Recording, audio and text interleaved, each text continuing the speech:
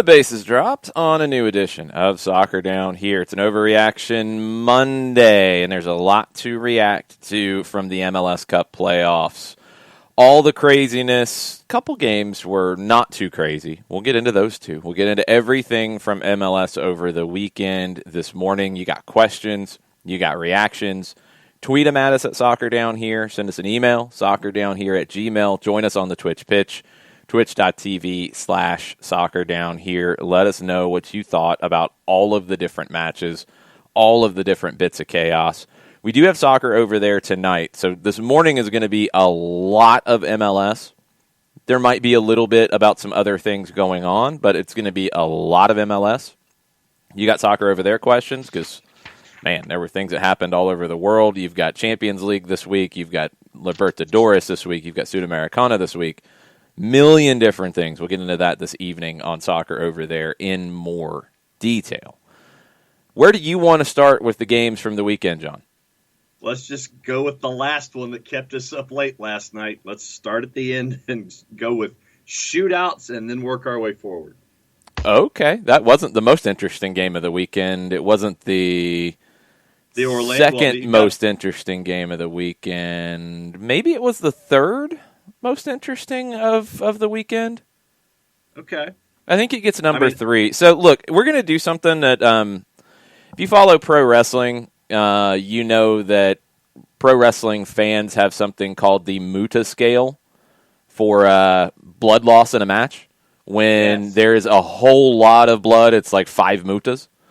Yes. The Great Muta had a Crimson Mask that was unrivaled in a particular match, and that's what has described blood loss in matches. Yeah, so we're going to go Rich, but okay. What? I go with Tommy Rich. Tommy Rich was right there with the No, John, it's not about what you would go with. It's about what people know, okay? That people know it as the Muta scale. So what we're going to create here on Soccer Down Here is the Higuita scale. Because if you know Rene Higuita, he was crazy. Yes. The Sporting Kansas City San Jose match and the Orlando NYC penalty shootout were 5 Higuitas. Out of 5, they were 5. Yes. Portland and Dallas as a match were like, 4 Higuitas because of the way it finished? Maybe 3.5. I mean, it went to penalties. It wasn't all that dramatic outside of Portland just banging on the door. Yes, Ragamuffin Pro Wrestling is fake. I know. Trust me, my friend. It's scripted. John, really? Scripted. Fake. Injuries aren't fake. No, nobody Blood said is it. Not fake. Nobody. Well, that's also not true either, John. Not always, anyway. Scripted and fake are kind of the same thing. We're not going to start arguing about pro wrestling. I know what Ragamuffin is saying. Ha ha. People still like it just like they like TV shows and movies and things that are scripted. It's okay. You can like it for that scale. And yes, this guy was really good at bleeding. So people used him as a measure of how much blood happened in a match. So we're going to use Rene Higuita as a measure of how crazy a match can be in this sport. And we'll save the really crazy ones for a minute. Let's get Portland and Dallas out of the way because I think some people might have went to sleep. Yeah. I almost did, but then Dallas equalized very, very late. So this was a match that, I mean, I've got questions about Luchi Gonzalez's tactical setup. I'm with Taylor Twellman here. They get through, and that's what you're here to do. They did not look really all that comfortable sitting and defending more.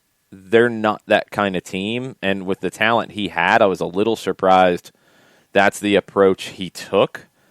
I don't know. He's got some tough decisions on the lineup, but I think the two guys who came in and changed the game were Tanner Tessman and Ricardo Pepi. And these are two kids that, in my opinion, need to play. Now, Jesus Ferreira is another one who needs to play. Didn't do a ton here in this one. Tessman was better, but I think Dallas is better when they're on the front foot, and they were once they fell behind. And that was very late. 82nd minute goal. It looked like, okay, this is one of those matches where Portland is banging on the door, finally get the goal, and Dallas crumbles. They didn't crumble. And you have to give Dallas a ton of credit for not crumbling. The goal they scored was honestly kind of fluky. I mean, you have to look at Portland's defense with a big-time side-eye on that one because they should not be given that chance up. Steve Clark had to make a couple of big saves late. He made one on this sequence. It comes back off the post, and Pepe's the first one to it. What is going on with this defense in stoppage time? That's a huge issue, and Giovanni Savarese is not going to be happy about this at all. Extra time, Dallas had the momentum. Portland did get a couple of chances late. Dallas had a couple of near looks. I mean, it was what you would expect at this stage of the season. Extra time is very difficult because teams are gassed. Goes to penalties, and perfect all the way through until Jimmy Maurer makes a big save. Really well done on the penalties from both teams. The further you get, you know somebody's going to slip up, and you just hate to see it be a guy like Villafana, who had the goal in regulation. But Maurer was your man of the match. It was the performance of a lifetime for Jimmy Maurer. I'm really happy for a local guy from Lawrenceville, a guy who's played for the Atlanta Silverbacks, starred for the New York Cosmos for Giovanni Savarese, got his opportunity to go to Dallas as the number 2 behind Jesse Gonzalez. And then, look, the door opens. Jesse Gonzalez does some dumb things and gets booted out of the team. And Jimmy Maurer gets the opportunity. And he's been a goalkeeper that, look, nobody's really talked about this year. And that's unfortunate. Jimmy Maurer's been one of the best goalkeepers in Major League Soccer this season. And he showed it last night. 7 saves, some incredibly spectacular ones. And then he gets the save in the shootout. It was the game of his life, and he carries Dallas on. They're not in a position to go to a shootout and to win that match if Jimmy Maurer doesn't have the game that he had. Incredible performance from him. Yep, and you mentioned it. It's great to see from a local perspective here where we're based, but absolutely, I'm not going to say he stood on his head, because everybody says you stand on your head in a situation like this. He was just class all the way through. Got the save on Villafana, and it was the goal itself from Pepe was fluky. You get the shot, it hits the post, it bounces back out, and he's the one that puts it in. And kept us up really late till about 1 a.m. But it was great soccer to end a fantastic day from beginning to end. No, it wasn't great soccer. I disagree. Dallas wasn't great. They did enough. Portland wasn't great because they should have put this game away. It was dramatic because there wasn't a winner, but no, it was not great soccer. Kansas City and San Jose was far better. Minnesota played some great soccer, maybe the best of the day on Sunday. No, I mean, Portland and Dallas was a playoff game. And that's the thing about the postseason. That's the thing about single-game knockouts. Look, I'd rather see 2 legs. I've said that consistently. I'll always say that. But the single-game format has worked really, really well. So I can't hate on it. I can't say anything about it because it has created a whole lot of drama. A lot of people are talking about MLS, and not all for bad reasons, which, although some people really love to do that, we'll get into that later. It was a good weekend for the league with a lot of talking points, a lot of things to dig into. But no, this wasn't great soccer last night. It was not by far. I was trying to stay awake. I'm not even going to lie to you. You had games all day. This game was not great because Dallas really didn't show a whole lot of initiative. Portland was just finding ways to not get good chances on goal and not take advantage of all of their play. So no, it was not great soccer on either side. It was dramatic because somebody's going home at the end of it. Very different thing. Still compelling, but very different situation. And that's probably the better adjective for me to use, I guess, because of the drama that was associated with it toward the end of a very long day where you had a lot of drama and a lot of madness and a lot of craziness. For me, it was just part of the entire dynamic from beginning to end. Johannes says, I'm glad MLS switched the format to single elimination. The desperation from teams is just a different level. And to see accountability from Pro was, for me, the biggest win of the weekend. And we'll get there, Johannes. Don't worry. It has worked that way. My fear when they went to single game was that you would see, and Dallas didn't do this. Dallas did not park a bus. Dallas didn't do that. Dallas held back from the way that I think Dallas plays best. And maybe it was a reaction to them giving up 4 goals last year in the play-in round. Okay, that's fine. I worry that in some of these games, you're going to see teams come in very, very defensive, and it's not going to create a compelling situation. We'll see. We'll see what happens. It hasn't really happened in the 2 years with the single elimination. So maybe that's just not going to be the mindset in Major League Soccer. And if that's it, cool, it can work. Otherwise, I just worry a little bit about some of that. Let's go ahead, because I don't think there's really a whole lot else from Portland and Dallas. I mean, just a couple things about some individual performances. Diego Chara was just incredible. I mean, you want to go through all of the numbers on him. 108 of 118 passing, 92%. He won 13 of his 16 duels. He won 7 tackles, 3 interceptions. He created 2 chances going forward. He was 10 of 13 on long passes. I mean, Diego Chara was just incredible. Any other night, he would be your man of the match. He's not here. Valeri created 6 chances. I mean, did everything that he could, playing on one leg at the end. Converted on his penalty. Full credit to him. I thought Ryan Hollingshead was really good for Dallas. Bresson was good in the back for them. I've wondered why it's been Hedges and Bresson instead of Reto Ziegler. Bresson showed you why last night. I think Tessman and Ricardo Pepi are the faces of this team going forward. They need to play. Those are the guys I look to. Portland is not the same without Sebastian Blanco. They're probably not the same without Nish Goda. Both of them were lost for the season. They did good to get to this point. They should have gotten through this game. They should have won this match. And that's going to bother Gio, and that's going to bother this club through the whole offseason, because even with those absences, they should still be playing. They're not. Very curious to see what Portland does next year, because I think they built a good team. The injuries just made it impossible to get to where they wanted to get this year. I do think that goalkeeper's a position they have to upgrade in the long term. Steve Clark has done a good job for them. I don't know if he can get them to the next level, and we'll have to wait and see. So let's go on to the situation that Pro was involved in heavily, and let's go to Orlando, and let's go to Orlando and New York City. Let's talk a little bit about the actual match, because nobody has. It's all been about the penalties, which I totally understand. But you had a lot of drama in this match as well. You had early goals both ways.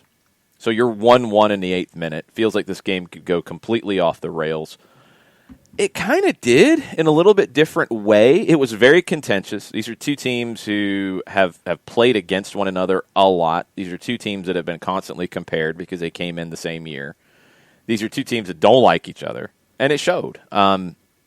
Huon getting a yellow card in the 77th minute for throwing a shoulder into Anton Tinnerholm was a horrendous call. That's a straight red.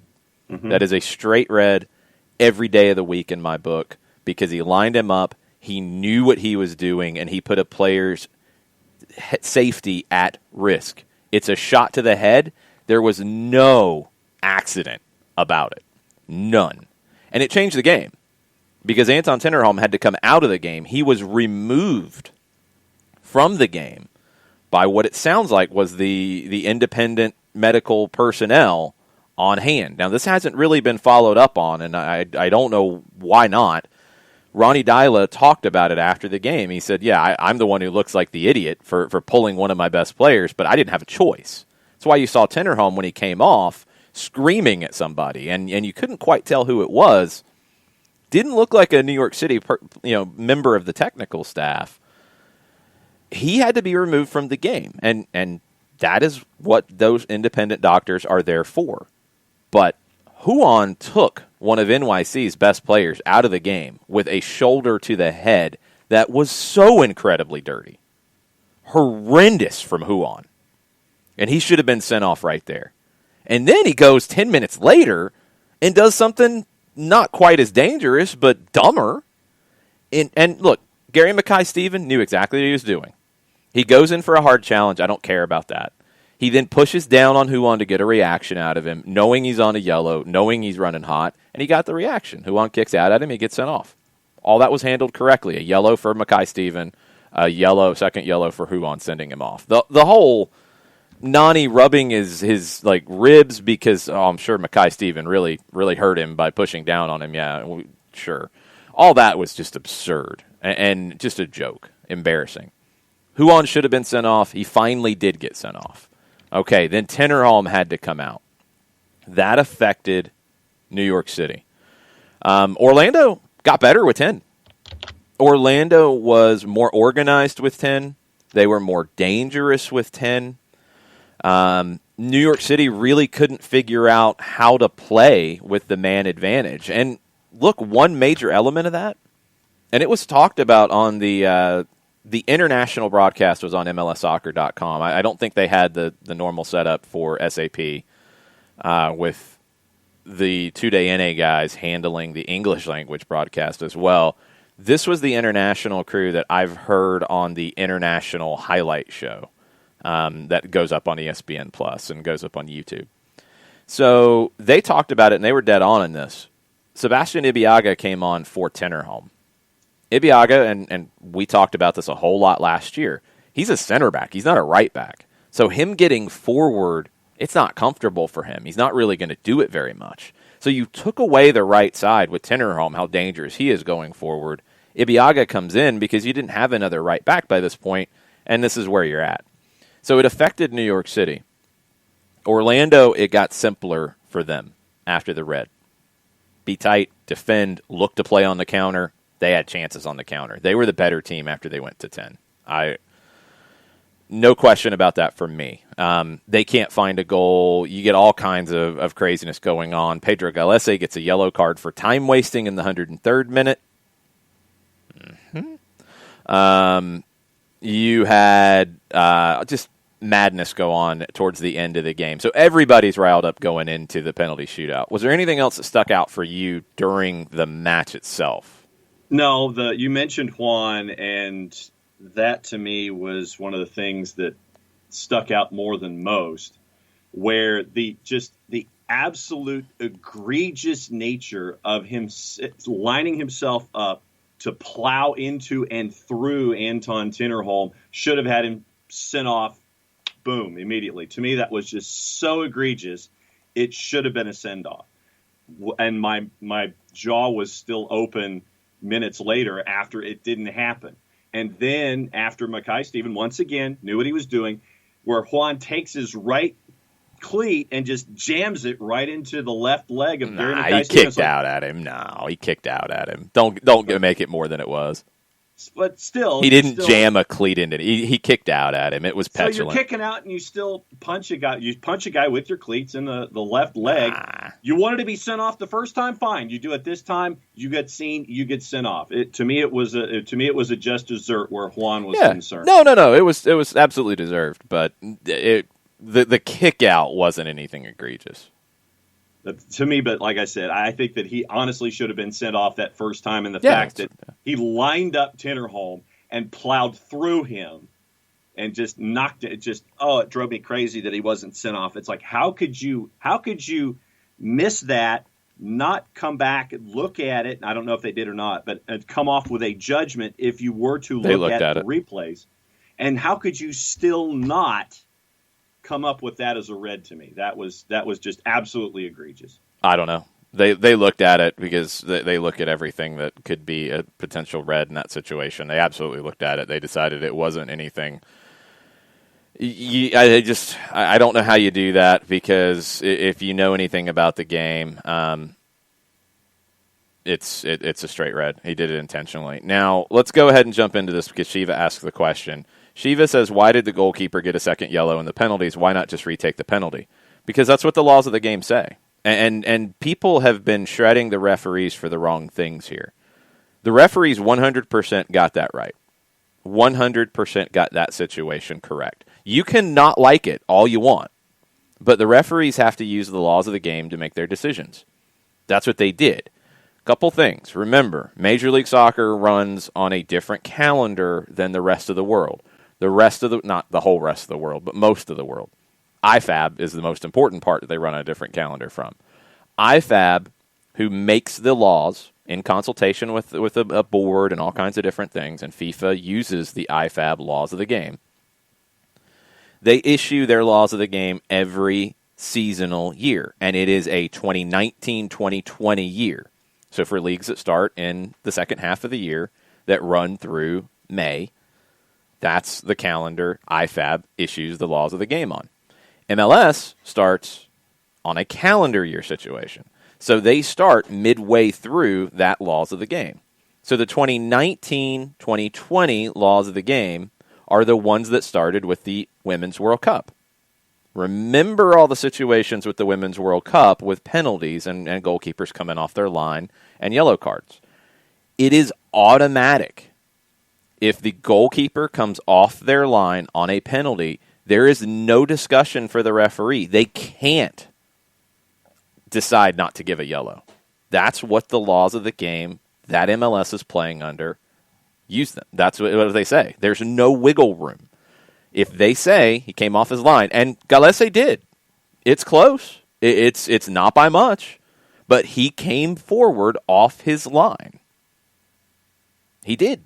So you have to show the yellow. Now, he had picked up a yellow for time wasting. He had been warned multiple times. He had been warned. And he got a yellow for time wasting. That put him in jeopardy here. He came off his line.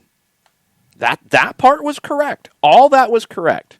So let's go through and clean that part up a little bit with how it went down. So he makes the save. Everybody's running around celebrating, understandably. The AR, because I heard the internet, I was listening to the English language call. I had the MLSsoccer.com stream up. And they said the AR had raised his flag, saying he came off his line. So it wasn't VAR looking for something. It was signaled on the field that Galese had come off his line. Then they used VAR to confirm it. And he did. He did. It's incredibly close. He did. Okay. So when you make that decision, you have to show the yellow. He's sent off. That's where it got off the rails for Pro. And this is where they had to issue statements and apologize. And this is where you have a referee crew that won't be working the rest of the postseason again because of how they handled this. So the statement from Pro, just to clean up that part. The second yellow card was for encroachment, and that he had moved forward from the goal line at the moment the kick was taken and had no part of either foot, because it's only one foot now, either foot, on or in line with, which means over, the goal line. This is a mandatory cautionable offense as per the 2019-20 laws of the game, which the MLS 2020 season is working under for the entirety of the regular and postseason. You don't change the laws of the game in the middle of the competition outside of some very egregious situations, like what the Women's World Cup dealt with last summer, where they changed this. And in the competition, they said that goalkeepers would not get the automatic yellow for coming off their line. MLS did not do that coming into the season. They did not make that change to their competition rules. You can go back and question that now if you want to. It hadn't come up until now. Now, next year's laws of the game have indicated it, or have included it's a warning for the first offense, not a mandatory yellow. So it has been changed going forward. It's worth a question why MLS did not make that change coming into their competition rules, like the Premier League has done with different things. I believe they did with this situation as well, and others. Say, you know what?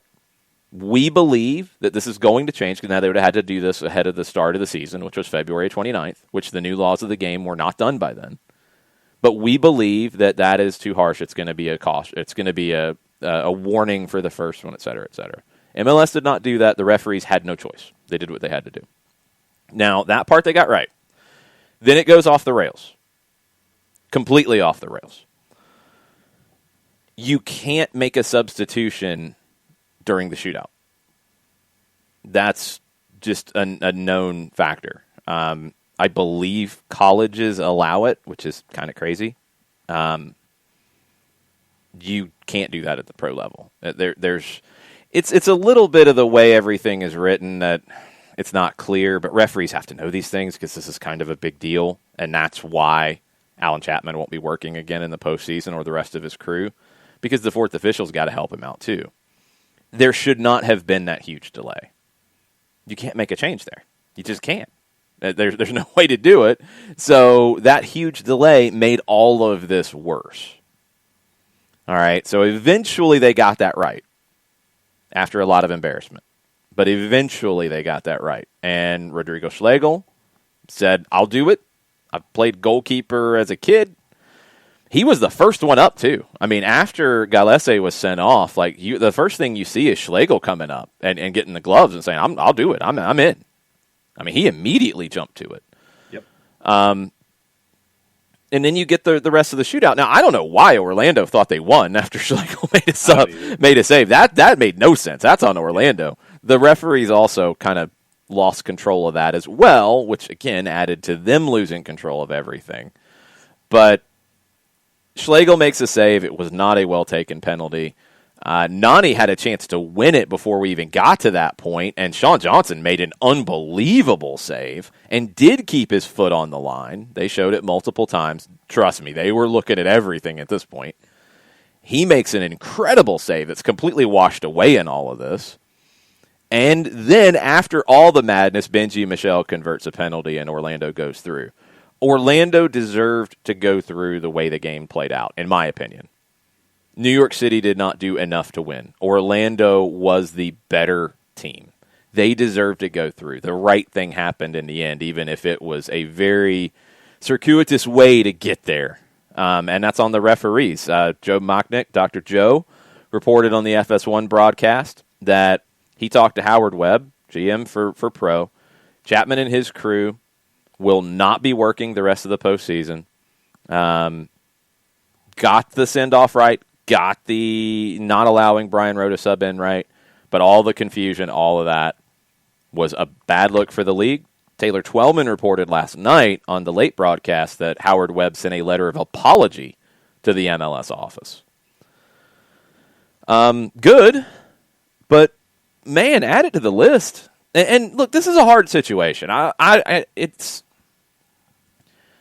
a little more on Alan Chapman losing control of the whole situation than this shows that Pro's terrible. Look, this was wild all the way around. Yeah. There were so many things here that don't happen on a regular basis. But this is when you need the referees to be their best. Because as a lot of people enjoyed doing, a lot of people who follow the game in this country enjoyed doing, oh, it's peak MLS. Look, they can't even figure this stuff out right. Look, it's an embarrassment. Look, this is so bad for the league. Nobody's going to take the league seriously. Oh. I really hope this league gets to a point where people's first reaction to anything is not, ha, ha, ha, ha, ha, I told you MLS is bad, ha, ha, ha, ha, ha, or a very pithy, I'm sure very funny joke on Twitter that is well crafted and gets lots of likes and retweets. All the cynicism, look, I'm sure that scores a lot of points. I will love it when this league gets past that. And it is not okay, let's take another shot at the league because this happened. This is on the referees. This is on the referee.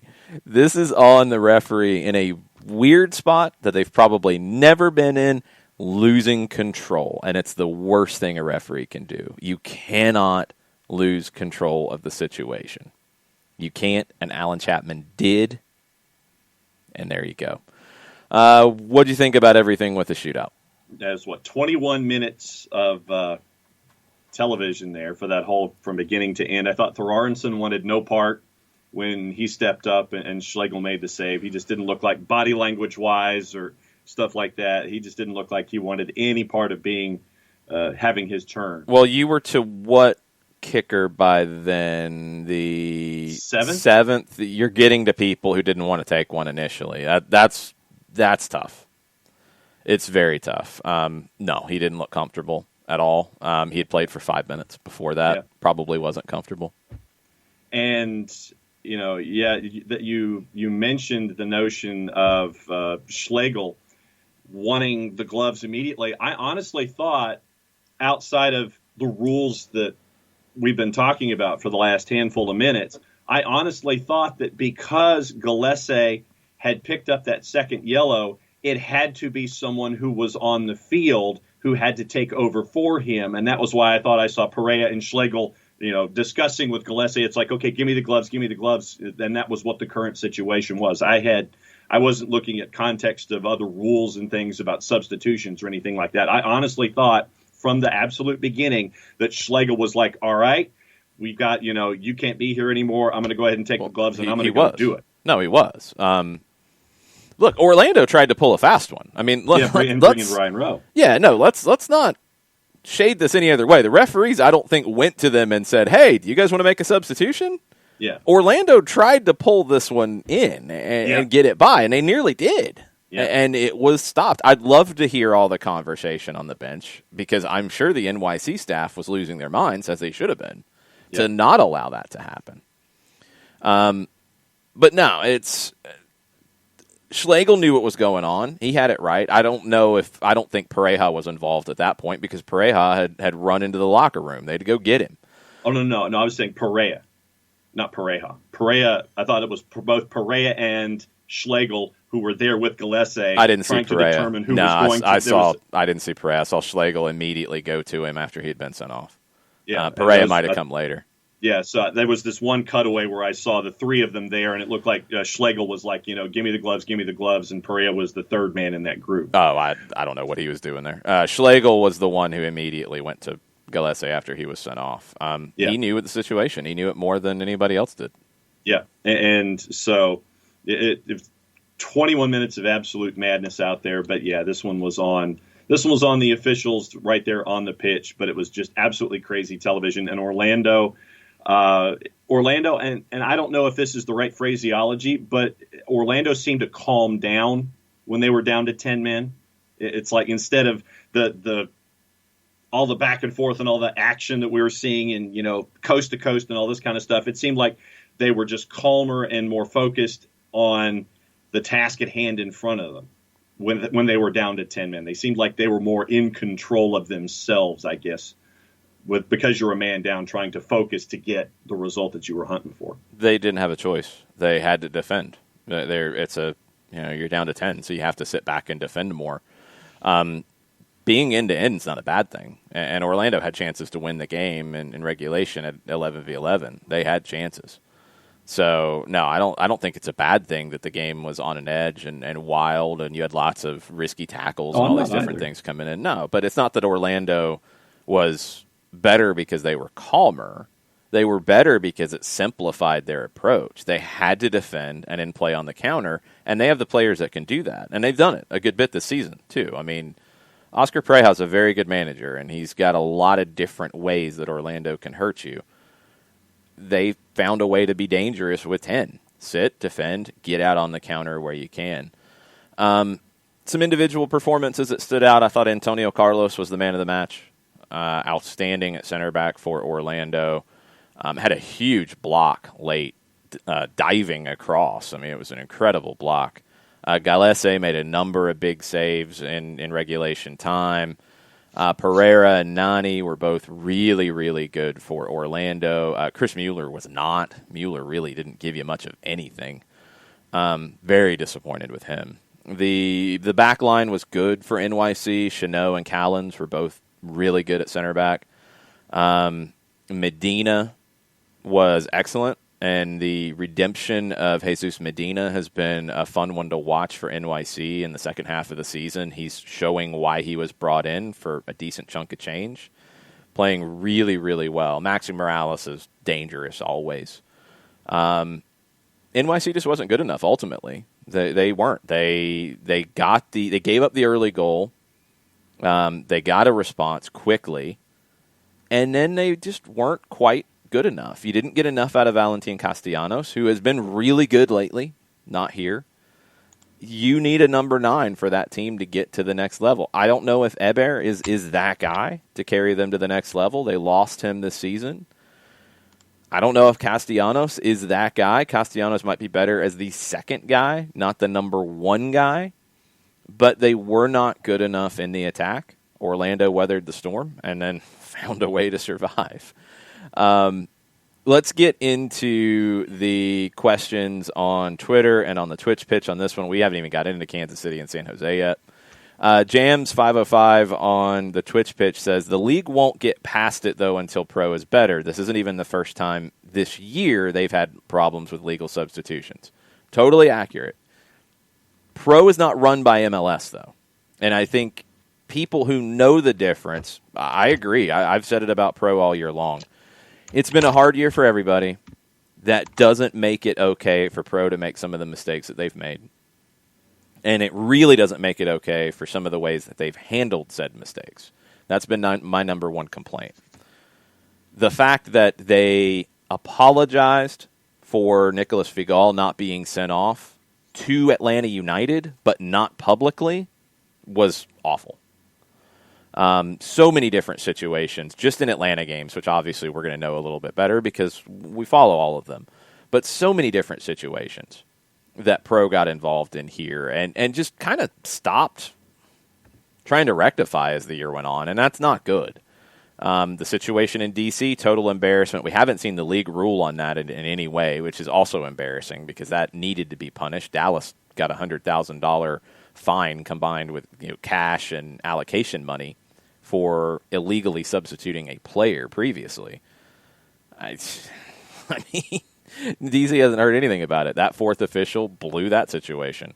The referee crew here blew the situation. They did. Doesn't mean they're bad referees. Doesn't mean they're horrible referees and they don't know what they're doing and they've been bad ever since they stepped into the league. No, Alan Chapman's been a good referee in this league. Not on this day. And he's not going to work again the rest of the postseason. That's a good step. I'm glad that's public. It needs to be. Pro needs to be better. I totally agree, Jams. But the criticism is on Pro, which then needs to include U.S. Soccer because U.S. Soccer oversees the referee program nationwide. It's not on the leagues about the referees. MLS has tried to put more of an emphasis and help the referees be better. They don't run the referees. These referees are certified by U.S. Soccer and by Pro. They work USL, they work NWSL, they work Pro games. It's not MLS referees. Pro has to be better. U.S. Soccer has to make the refereeing better in this country as well. Or, the game won't be as good as it can be. We need less conversation about referee mistakes. They're going to happen. They happen in every league in the world. And that's, I guess, the thing that frustrates me more than anything is when something happens, it's like, oh, look, it's MLS again. And then the next week we're arguing about handballs in the Premier League because everybody argues about handballs in the Premier League every weekend. Yep. But it's not the Premier League that has problems with referees, except they do, just like every league in the world does. Referees they're human. They make mistakes. You're going to talk about it. They're a big part of the game. That's not a unique thing to MLS. There have been a few unique situations this year, and Pro and U.S. Soccer need to take care of them. American refereeing needs to take a step forward in a big, big way. And if MLS can push to make that happen, I'm all for it. But U.S. Soccer and Pro are the ones who are going to run that, and they've got to be better. Turner Kirby said, I can't imagine what would have happened in the radio booth if that had happened against Atlanta United. Yeah, I might have. No, I'm pretty good about controlling what words I say in those situations on a mic. I might not have made any friends with lots of different entities at that point if that all had happened on an Atlanta broadcast. But that's what you're supposed to do. I mean, I did not hear the NYC broadcast. I did not hear the Orlando broadcast. I don't know what they were all saying. But, yeah, that's part of the gig. You should be riled up at that. You should be going nuts about that because that was nuts. Yeah. And my biggest disappointment, I did not hear the Spanish language broadcast, was the lack of understanding about the laws of the game on the international call. Because there were two issues with it. One was the automatic yellow card that they did not understand, remember. Okay, I do get that to a degree because other leagues have changed it. I'll give a little bit of the benefit of the doubt there. But they were to a point that on a couple things, it's not 2 feet on the line, it's 1 now. That changed. And you're not going back to look at converted kicks. The only time that comes into play is if you encroach and you affect the shot going in. So if you make a save. Kind of hard to say you affected a shot that doesn't go in if you come off the line and they miss the goal entirely. I guess there's some interpretation there that you could use if you wanted to. But the only time it comes into play is on a save. So it didn't matter if goalkeepers were coming off their line before. They didn't make any saves. The only time it comes up is when a save is made. And he made a save, and he came off his line early. Done. And you're not going back to look at every other, like, none of that applies. Like, that turned into a farce, and then people hear that, and then they go down all these different rabbit holes that have nothing to do with it. It's a difficult part of doing what we do, but you have to understand the rules of competition for the game and the league and the competition you're calling, because these differences are big. And in this moment, it was massive because there was a lot of confusion. People were very confused as to what was going on, and it wasn't being explained properly. And that made it worse. Turner Kirby on the Twitters. So he's dealing with both channels this morning. And late night after the match, he starts off by saying, "Screw Pac-12 after dark, give me MLS after dark." Sure. And he also had another programming note after the 1 o'clock ending. Yeah. He says, "I really hope that the SVP Sports Center is pre-taped. Otherwise, why in God's name does ESPN go straight into NFL highlights without a mention of the insaneness that just literally came before?" Yeah, I don't know. I don't know how that was set up, so I couldn't tell you that. They might have did a pre-tape and went on because they had to wait a while. I don't know. I would agree. And also, please, ESPN and Sports Center, get your people pronouncers when they're leading into an MLS game, when they're going to show the highlights from a game that happened on another channel. It's not good when you're about to lead into a Major League Soccer playoff match and you mispronounce 3 different people's names in the highlight that takes you in. And it's not that you have to know every player in every league around the world and every player in every league in this country. It's very, very difficult. But you got to get that guy the pronunciations. Yep. That is definitely a fall down with the producers of the show. Because it happened quick. I mean, he didn't have a lot of time to prepare and look stuff up. Like, you got to give him the pronunciation coming in because it looks bad for the product. And it looks like MLS doesn't matter to you guys. Yep. And yep. That's a shame. That's a shame because that game was incredibly compelling and that highlight was not. So it's nothing new, sadly. This was different. This wasn't, outright derision of showing the highlight. This was just the highlight not being prepared properly and the anchor not being given the proper information to do their job. Yeah. Nathan Pugh is in this morning, very early. He says, "I wake up this morning and my bracket is shot." Hashtag MLS Cup playoffs. And then also he has a smiling Bobby Firmino emoji to go with soccer over there later on. I don't care about brackets. Mine's done too because I had Portland get into the final. That's what it is. I mean, that's just how it is. The games were really interesting, compelling, lots of different things to talk about. That's what the league would want. Cuppers is in. Clearly, Atlanta United was better than Portland, transitive property, and was 2-0 against Western Conference opponents this season. Nashville was Western for the season opener with a winking emoji. Clearly, this year was just a conference issue, and Atlanta would have won the West. Hashtag Overreaction Monday. Sure. Why not? Shiva's in. What a weekend. Between my son's tournaments and MLS playoffs, I'm sure I had a couple of mini heart attacks. They won the tournament with some hard effort, and I'm so proud of their team. As far as MLS playoffs, I must say anything, in all caps and quotations, can happen when you get into the playoffs. Yeah, I mean, the favorites pretty much are the ones who won, except for Dallas. So it's funny that it really didn't get crazy with huge upsets. It just got crazy inside the games. And that's okay. That's fun. That's exciting. It's the playoffs. I mean, it's a different level of intensity, and that's what I love about this league. I love the playoffs.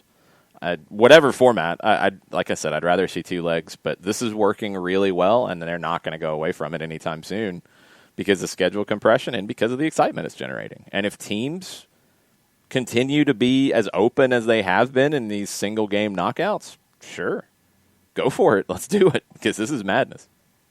Daniel Price is in, and he goes, so all I have to say about the first MLS playoff weekend is, excuse me, what? So Daniel's still shaking at the results. Let's see. A lot of folks, John Roper and Shiva are going back and forth along with Abby about their brackets. Ricky Ricardo, I didn't watch 1 second of any game, but I saw the highlights. This league is on drugs. Laughing emoji. In a good way, and that's the thing. It's you want excitement, you want things to talk about, so that's good. That's not bad. That's good. You don't want the penalty shootout not handling things properly, things to talk about. You'd like to avoid those, but the drama, the late goals, the questionable decisions, the controversy, those things are good in general, and this was a good weekend for the league. I hope that people are paying attention. I do. Patrick Sullivan says, well, that was some weekend of soccering, and then he adds a John McClane cigarette lighting emoji from Die Hard to go with it. Pretty much. Katie Wear a Mask. What a fun weekend of soccer. Need more coffee after staying up for Dallas's win. Mm-hmm. Is this a good advert for MLS all around, or will the Orlando circus linger? It should be a good advert, but some people don't want to let it be a good advert. And I don't know why that is, because they would benefit from it being a good advert. But I guess if you want to fire off those cynical, funny tweets, then that's more important. It should be a good advert. You know, you had a lot of compelling matches. You had a lot of big performances. I mean, go back to Friday. Gustavo Bo, late winner. Nashville, year one, dominant performance. The Orlando NYC drama. I mean, leave the refereeing controversy out of it. The drama in that match. Columbus Red Bulls was a good match. Columbus looked good, although they looked a little shaky and letting the Red Bulls hang around. Sporting San Jose was a blast. Minnesota played really, really well. That game was wide open. Portland, Dallas felt like a playoff game. A lot of drama in it. These are all really good things. It should be a good weekend for the league. And the fact that we're questioning if it will be because of a very strange situation in a penalty shootout that the referees got wrong, we can embrace this stuff and not be cynical about it. Not embrace it in that MLS is so stupid, ha ha ha. Embrace it in that this is fun. This is chaos. This is good because it gets people talking, and there are so many different talking points coming out of the weekend. Marshall Voigt. Why does the amount of stoppage time have to be so mysterious and arbitrary? At minimum, couldn't the fourth official hold up the board noting a change to length of stoppage? They oftentimes do. There's no rule about that, and we'll get into that here in just a second with Sporting Kansas City and San Jose. A lot of times they do. Sometimes if it is a small change, they notify the benches rather than hold up the board. Sometimes they might hold up the board and they might not catch it on the TV broadcast. I've seen that happen at games where I've been at. So hold up the board a second time to say that more time has been added. They got that right in the Kansas City-San Jose game. They got that right in adding more time. Pro issued a statement about that because I'm sure they felt like they had to. The time allowed for stoppages at the end of normal time was indicated as a minimum of 4 minutes, which is how it should always be expressed. However, during the playing of time allowed for stoppages, additional time was lost, including at the scoring of the third Sporting Kansas City goal and for the substitution of two players, resulting in a stoppage of well over 2 minutes. As such, this additional lost time was added to the minimum 4 minutes initially indicated, as it should be. As it should be. They got it right. I didn't think they did anything wrong with that in terms of adding that extra time. They added additional time and stoppage time to make up for the over 2 minutes that was lost, and they allowed the final attack to play out. That's pretty typical. Some referees don't do that, and that's where you get some of this inconsistency, but I think they handled it right. They did it correctly. Sporting Kansas City fans were going to be mad about it. Well, it's understandable. But looking at it from the outside, that was handled correctly.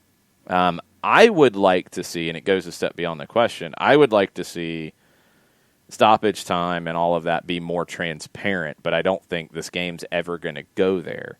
You're never going to get to where you see a running amount of stoppage time. You could now, very easily, with the fourth official and with VAR, you could very easily clock it if you wanted to and add it back. They don't want to do that. They have started to focus more on FIFA's end about actual time played. That is becoming more of a focus, so who knows? Maybe they do go in this direction. It'd be very simple to do. It'd be the VAR, basically just click, click, and you could check in on the running amount of time that's going to be added at the end. It's just a stopwatch. They'd have to make the decision on when it's egregious that time is being wasted or, substitutions or whatever, but it could easily be done to where it is more transparent. I don't know when and if they're going to get there. It would be helpful because it is one thing that if you are new to the game, it can be very confusing. Or if you come from high school or college in this country where they do it completely differently, not using the FIFA rules, by the way, they adapt them. It can be confusing. But in this case, they got it right. They got it right by the book. I think the referee, I thought Nima Sagafi was the best referee of the weekend. He managed that Kansas City-San Jose game really, really well. Yeah, he threw a whole bunch of yellows because he had to, because that's what the game called for. But he didn't send anybody off. He got that moment right. He talked to players. He didn't let things escalate. Nima Sagafi was the best referee of the weekend, and he got that situation 100% correct. And speaking of Sagafi, Kosk Arch is in saying, agree with you generally about refereeing in MLS this year, but I thought that Sagafi did a good job controlling a feisty San Jose Sporting game without becoming overbearing. Credit where credit is due. Yeah, and I don't want to be that guy who is only criticizing referees. I do praise referees. They need to be praised because it's not one-sided. They're not all bad. You can not like a call for fan reasons, for emotional reasons. And I get it. I understand it. We all do it. But when a referee does a good job, they need to be praised. And Sagafi did a great job in this one. I thought his man management of the game was incredibly impressive because that game could have went off the rails in a lot of different ways. He didn't allow it to. The overbearing thing I don't think is really fair. It's hard because some people will criticize Sagafi, and I know on the call it was starting to edge this way because he was showing a lot of yellows. He had to in those moments. Yeah. Like, it's the game dictates what the referee can and can't do. The referee is like a surfer riding the wave. He doesn't control the wave. He's got to manage it and stay on his feet. This game had a lot in it, and there were a lot of moments where he had to go yellow. But there were also moments where he could have went to a second yellow, and he didn't because he didn't want to change the game. He didn't want to wreck it. He wanted to keep it moving along, so he handled it. He talked to people. He had a good personality about all of it. I think he had the respect of all the players. Even if they disagreed with a card, they disagreed with a call, he had their respect, and it didn't continue. That's critical. Nima Sagafi nailed this game. Great performance from him.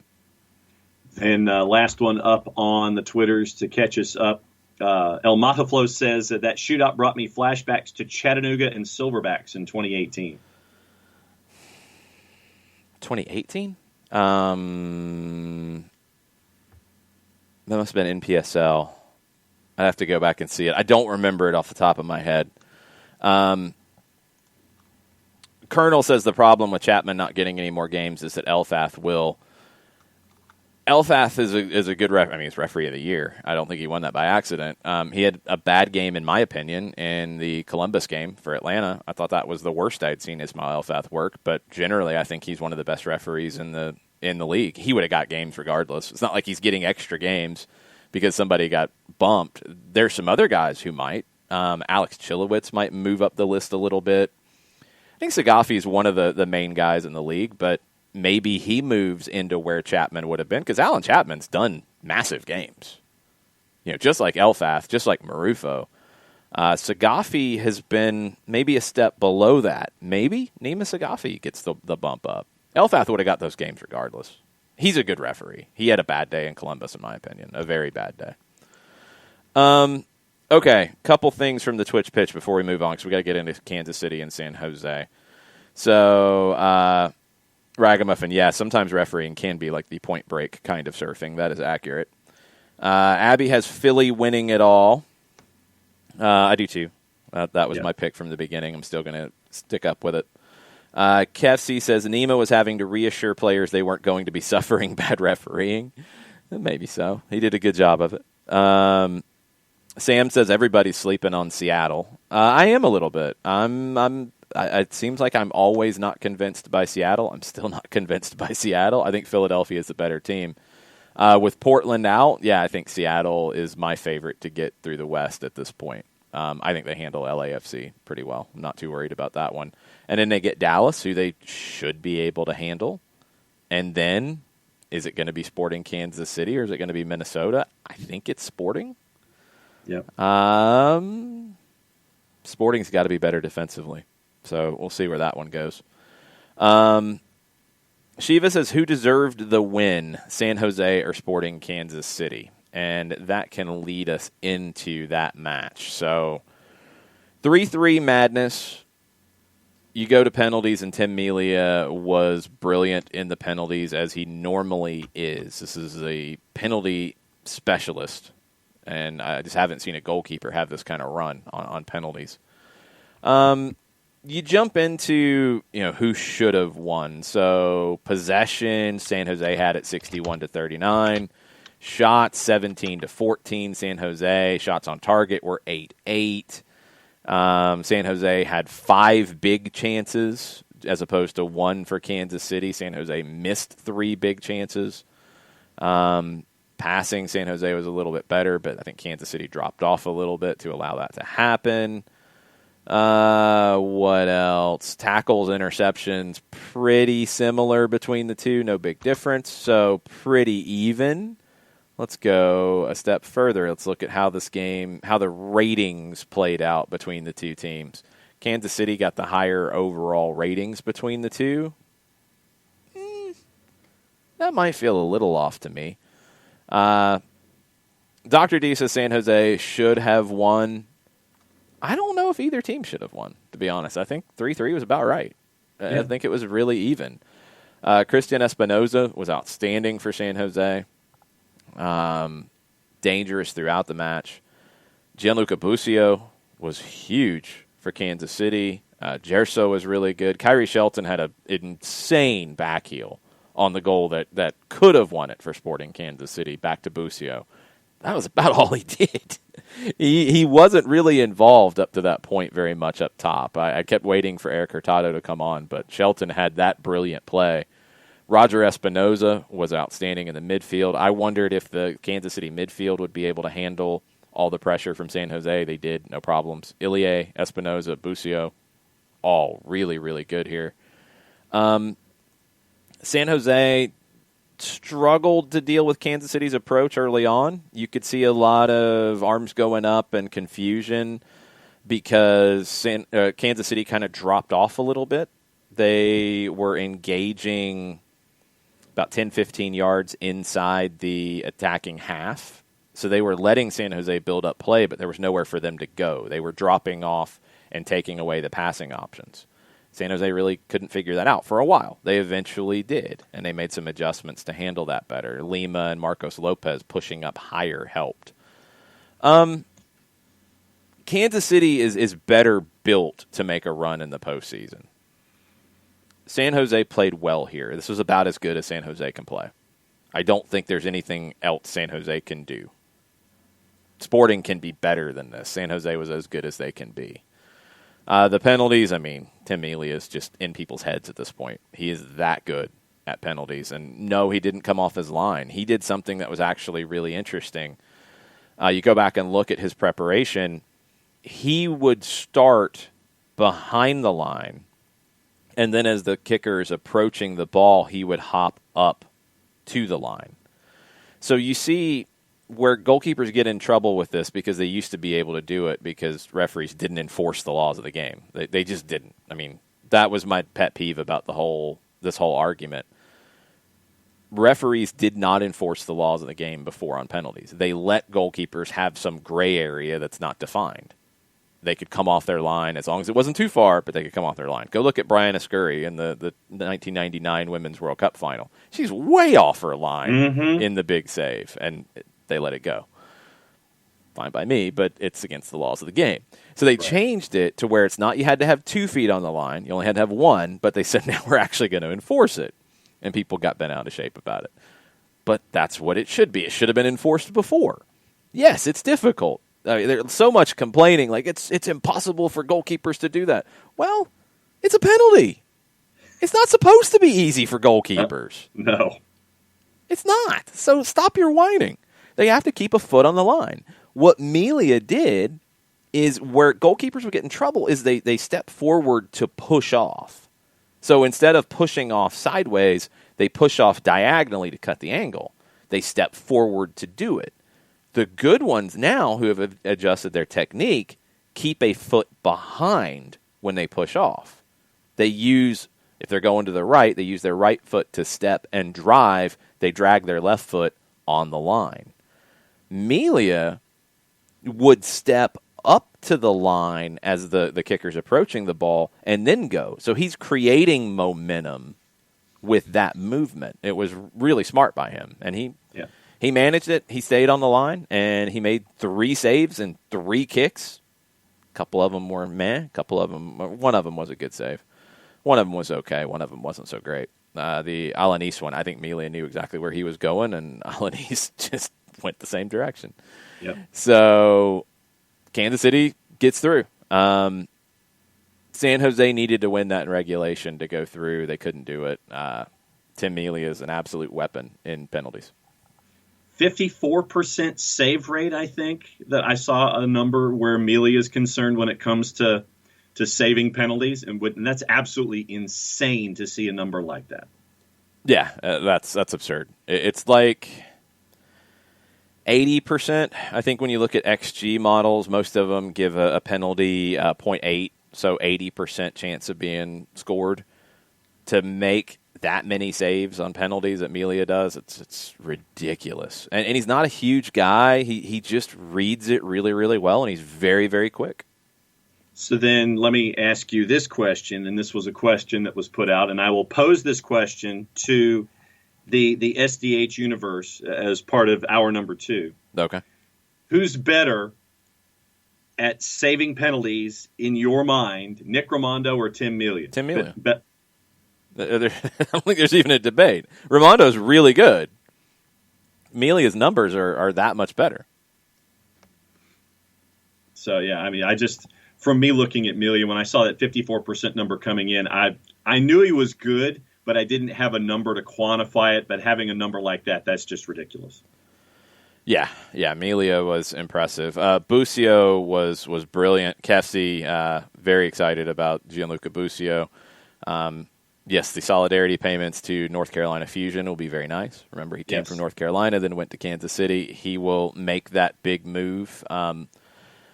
There were questions when those kind of rumors started that he was being linked to Italian clubs, and I had him too. He showed you in this game how good he can be, and do not rule out the possibility of Gianluca Busio pushing his way into that U.S. men's national team midfield in the coming years. When you've got Tyler Adams, Weston McKennie, Yunus Musa, quite a few others who will be competing for those spots. Gianluca Busio will be competing for one of those spots. Breakout year for Busio. And this was the game where I think we saw how good he can be. How good he can be. Brilliant performance. I would probably give him man of the match overall in this. Mealy is going to get it because of the shootout, which I understand. But in the run of play, Gianluca Busio was the best player on the field as a teenager. Breaking news sounder, please. Okay. It's kind of soccer over there-ish, but... Uh-oh.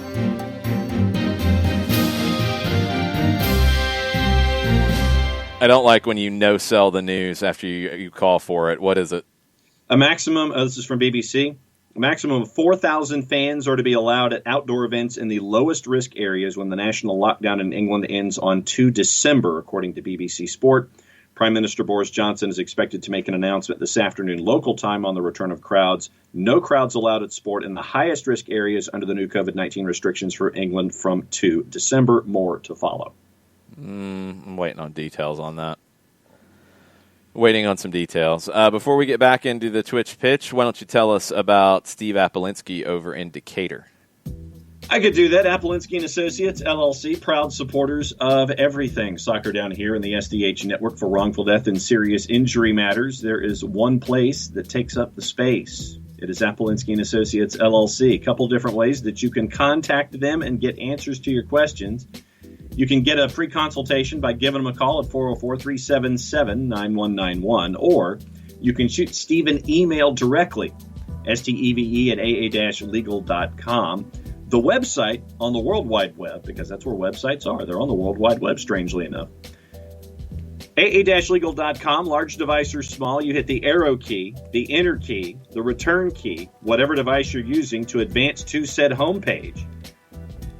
The pop-up window pops up on the homepage because that's what pop-up windows do. They pop up 24/7, 365 and a quarter. Thank you, Chris Hutchison, for that.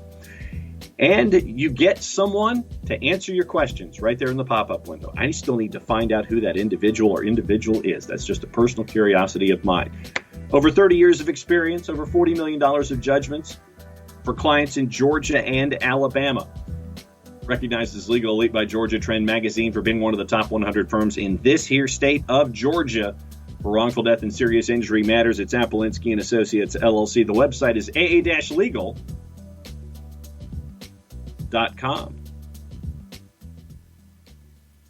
All right. Let's talk about the other games somewhat quickly. If you missed the Power Hour, we talked about Nashville. Dominant over Miami. Dominant start, total control of the match.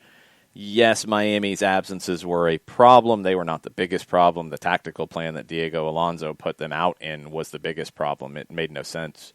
They could have fielded a stronger lineup. They did not, and I don't know what the problem is with Matias Pellegrini and Julian Carranza at this point. Neither one started. You paid a lot of money for them. Coming from Argentina, they're both talented young players who have showed you some things this season, and you didn't turn to them with the absences you had in this playoff match. That's really surprising. The biggest issue for Nashville is Anibal Godoy, hamstring injury.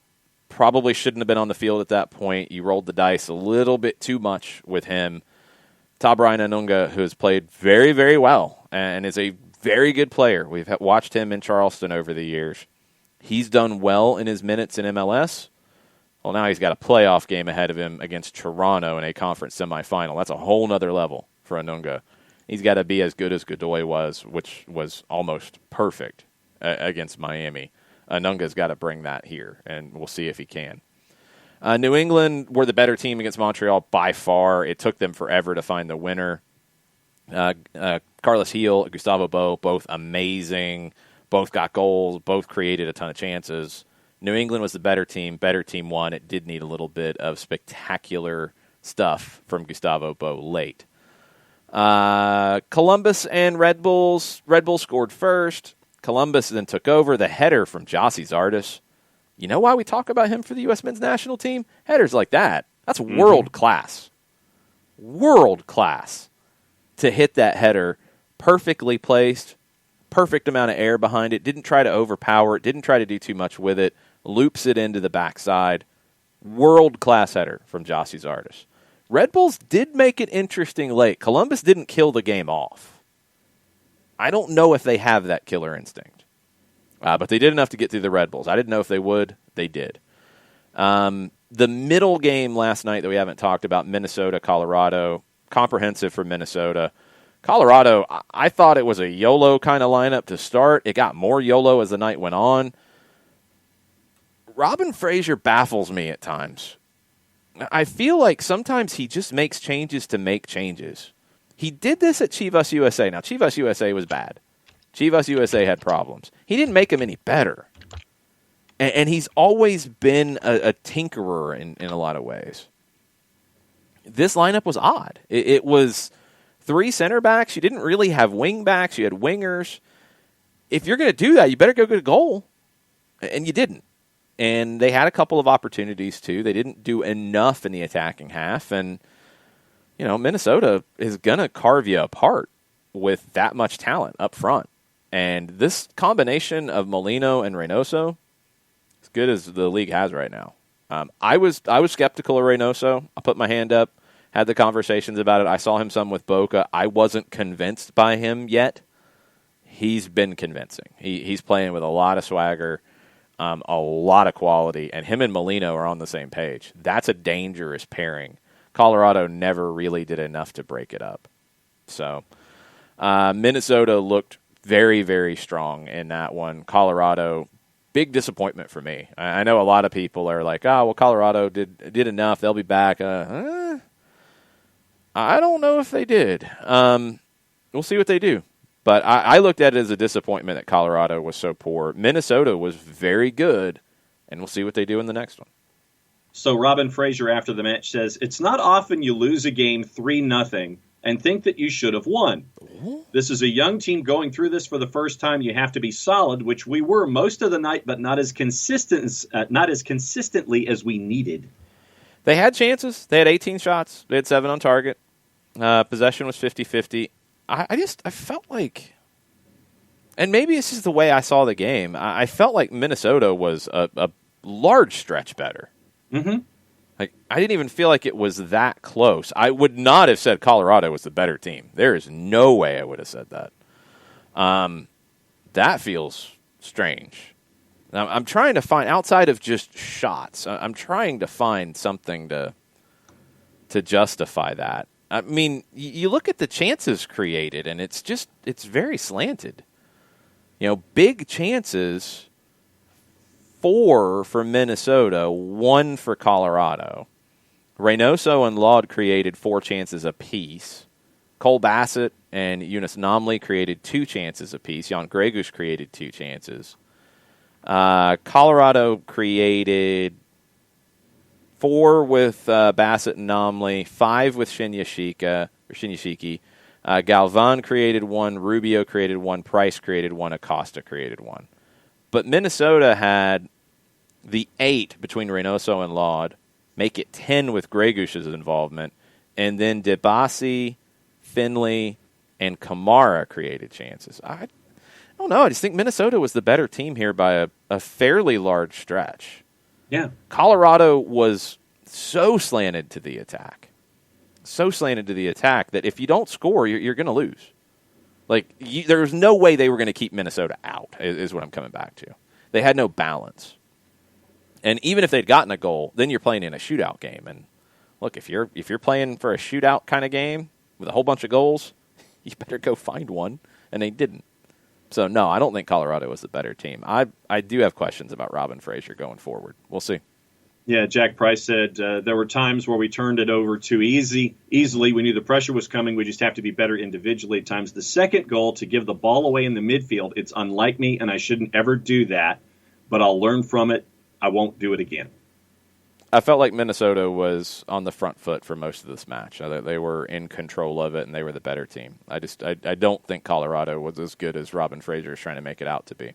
Alex Pacine said they had so many chances, and they did. They gave up so many, too. And that's the bigger issue for me, is that you can't give up the amount of chances they did and win games on the road. You just can't. Yeah. No. In what I saw with the Minnesota match, I thought that they were the team that was the dominant team the entire time. Yeah, that's just how I looked at it. It seemed a very matter-of-fact thing for me to say, but in looking at it, it's just like, okay, I didn't think that Colorado finished the chances they had, but Minnesota seemed to be the dominant side from what I was watching. St. Clair was very good in goal. He made 7 saves. He was the man of the match for a lot of people. I think Robin Laud was probably the man of the match on the field, with a brilliant goal, creating a couple of chances. Did he have an assist? I think he did. No, he did not. I think Laud was the best player on the field. Reynoso and Molino were right there, too. So Minnesota was the better team by a large stretch. Now, are they going to be good enough defensively in the next round? That's a valid question. And we will have to see, because Kansas City will open them up if they're not. Yeah, and I'm looking forward to that one. Obviously, I'm looking forward to all the matches coming up in this next round, but they're coming at us fast and furious. You know, it's like I was looking at juice boxes, and all of a sudden I'm seeing, like, tomorrow. We got 3 games tomorrow. Obviously, the schedule makers are confident because there's only a 2-hour gap between the start of the Toronto-Nashville game and Philadelphia and New England instead of the standard 2.5 that we've been seeing. Well, they're on different networks, so they don't really care. FS1 will stay with Toronto and Nashville if it goes further, and Philadelphia and New England will just start on their own on ESPN. That's the challenges you got. So, yeah, tomorrow you get the conference semis in the East, Toronto hosting Nashville and Hartford, Philadelphia hosting New England. You get the final game of the quarterfinals in the West, Seattle hosting LAFC. We'll get into those tomorrow. We'll get into details there tomorrow. J-Dub with a serious question. Is the loon call after goals better or worse than the train whistle? I got to go with the train whistle. When I hear a bird call, I'm just sitting there and I'm legitimately looking for the bird. It's like, okay, where's the bird? Were you looking for the bird last night? Yeah. Well, in an empty stadium? Well, just in general, when you're hearing a bird call, it's like, okay, where's the bird, you know?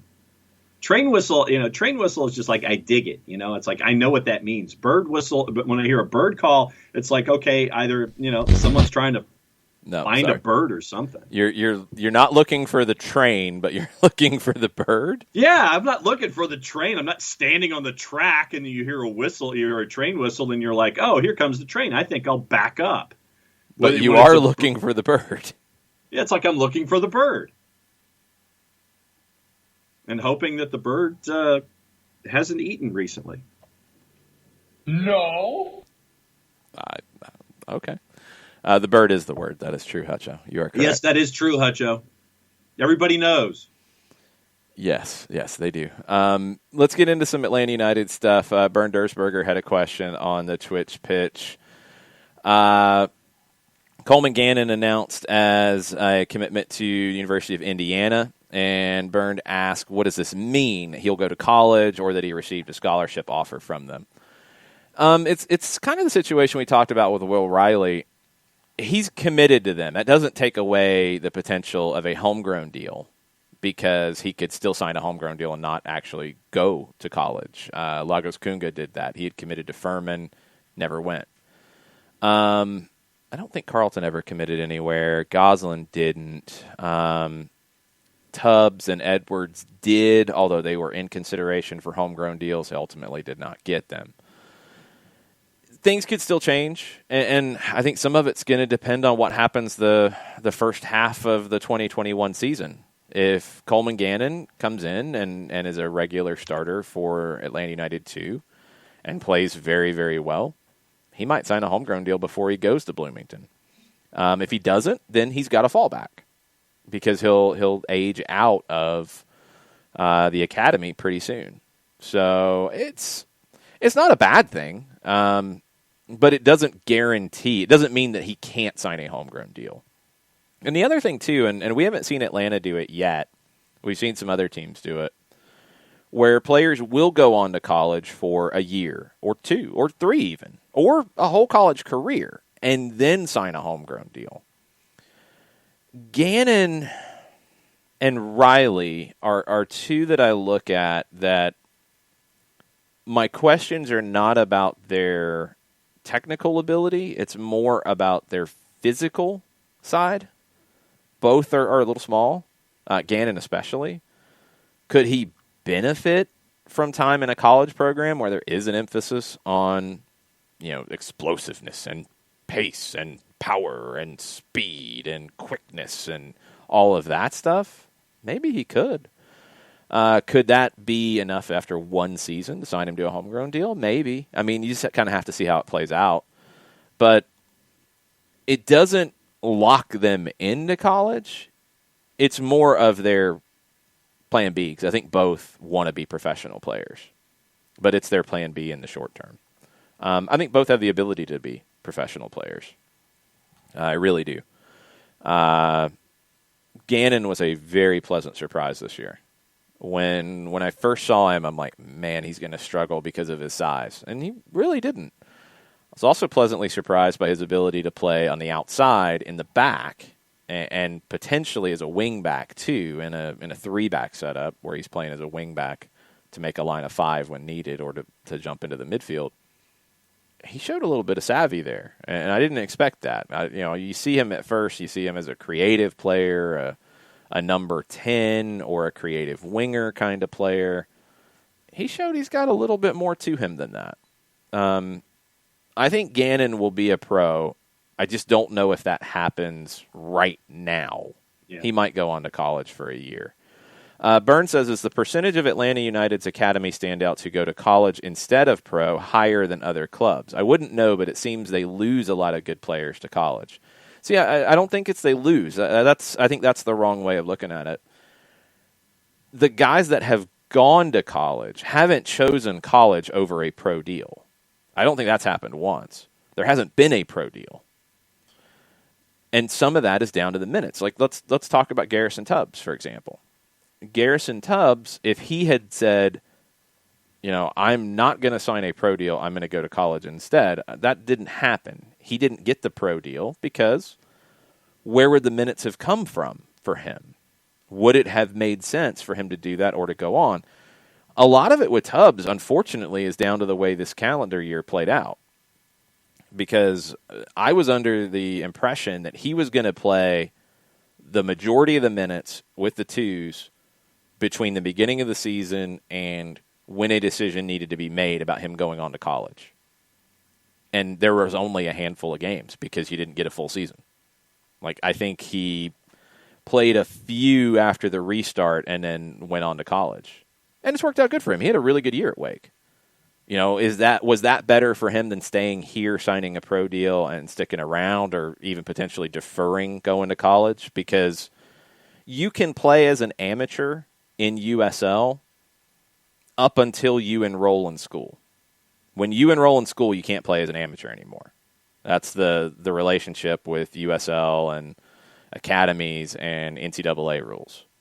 So you could defer, stay on as an amateur, and then go to college later. If you're that close to signing or that close to proving yourself, maybe some players will do that down the road. We haven't seen it yet.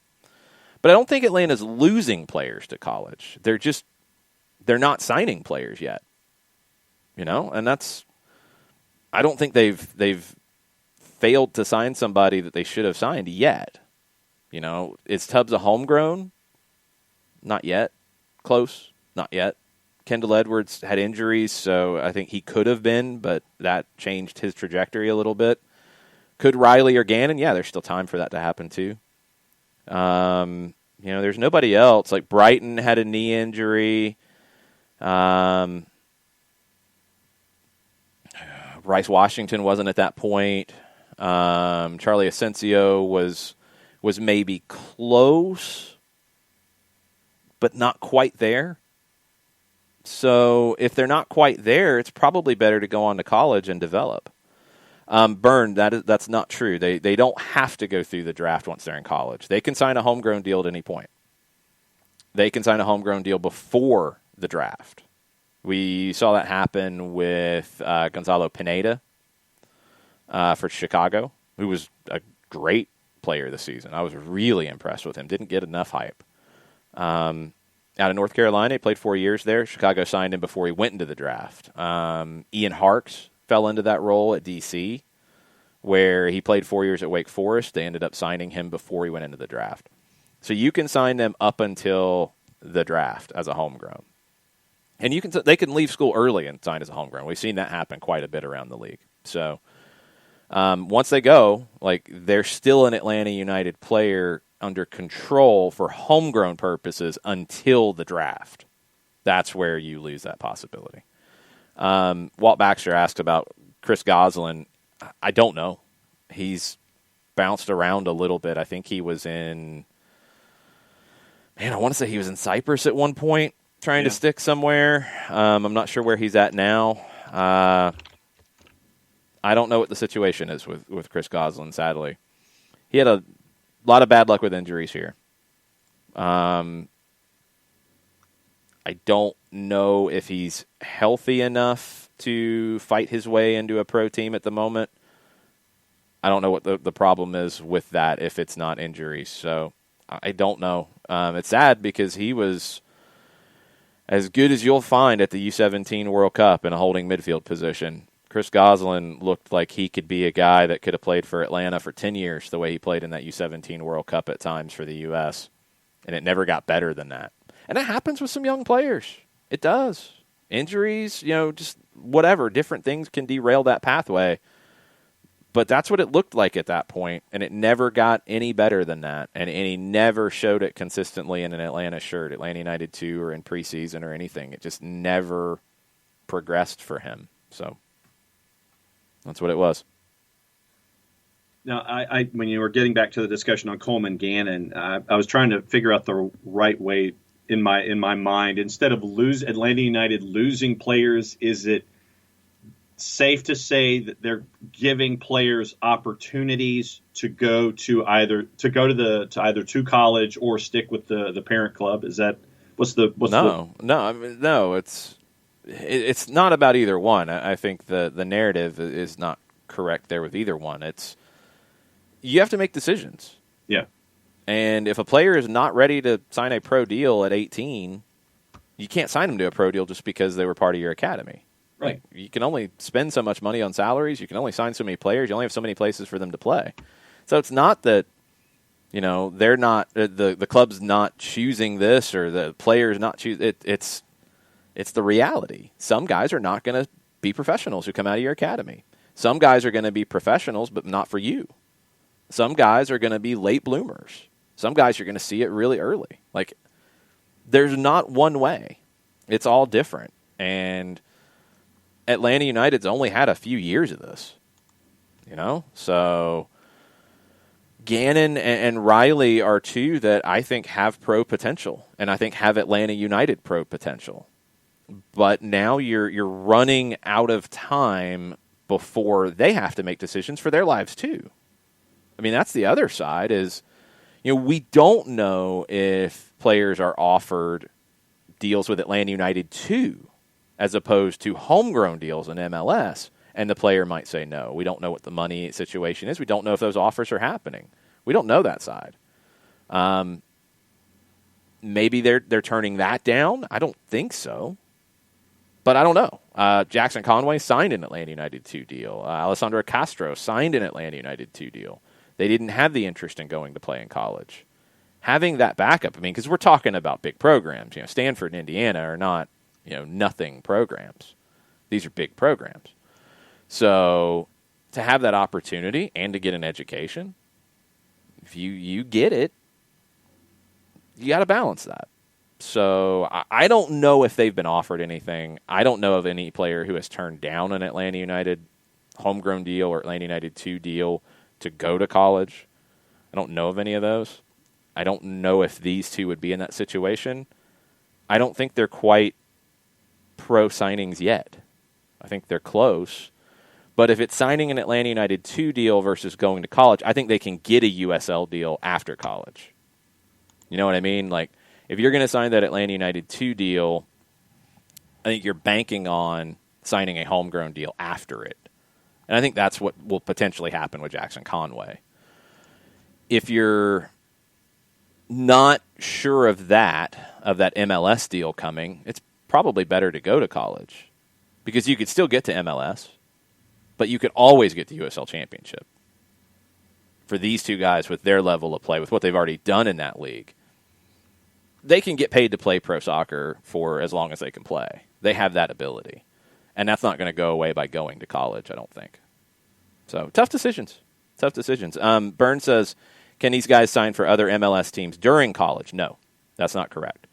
They're not free agents for two reasons. MLS does the Generation Adidas program where that's where they'll sign, underclassmen coming out of college early is through the Generation Adidas program. They go into the draft. An MLS team can't just go throw money at them and sign them. Atlanta United's the only team that can sign them while they're in college, unless they say no to an Atlanta United deal and they sign a Generation Adidas deal to go into the draft to leave college early. But they can't sign with a team straight out. That can't happen. Katie Weaver's in this morning on again here on Twitter, and she can't listen live much today, but is there anything to make of Almeida's or Wando's comments after the match? Hashtag Wandomaida to ATL. No. You don't need Wando here. I don't think he wants to come here. I think if he's going to play, he's going to play in San Jose, and that's not a knock on Chris Wondolowski. It's just, I don't think he should finish his career anywhere other than San Jose, and that's basically what he said. He was going to retire at the end of the year. Peter Vermes said on FS1 that he had talked to Wondolowski, and he said he didn't think he was done. Wando said it after the game. He said, I did talk to Peter. He asked if I was done. I don't think I'm done. I love it. I can't get enough of it. It's in my blood, so I want to continue to play. I don't have anything in line yet. I haven't discussed any numbers, and I definitely never want to be a burden on the Quakes, but I also want to make sure I see all the options, see what's out there. So maybe he does want to go. I think that the Quakes are doing some amazing things, and I want to make sure the pieces can be moved to continue to make this team grow and continue to be better. That's my long-winded story. Also about the Quakes, he said, to be honest, I want to see how we want to win or what we're going to do to become a contender every single year. I think that's the main question I have.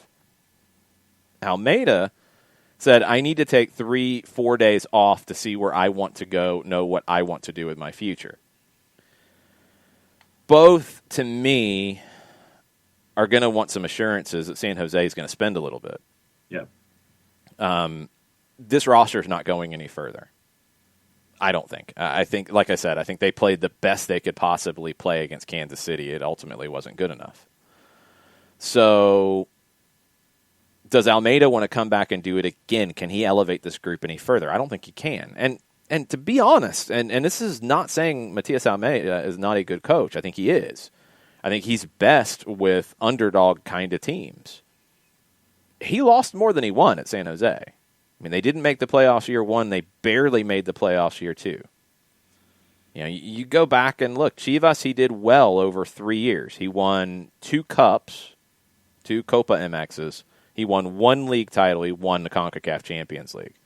Wasn't great at Bonfield, and he did well at River in the second division, and that was kind of a no-brainer. The year that they got relegated, he did well there. Didn't do so well once they came back up to the first division. Almeida is such an interesting character. He is such a passionate guy.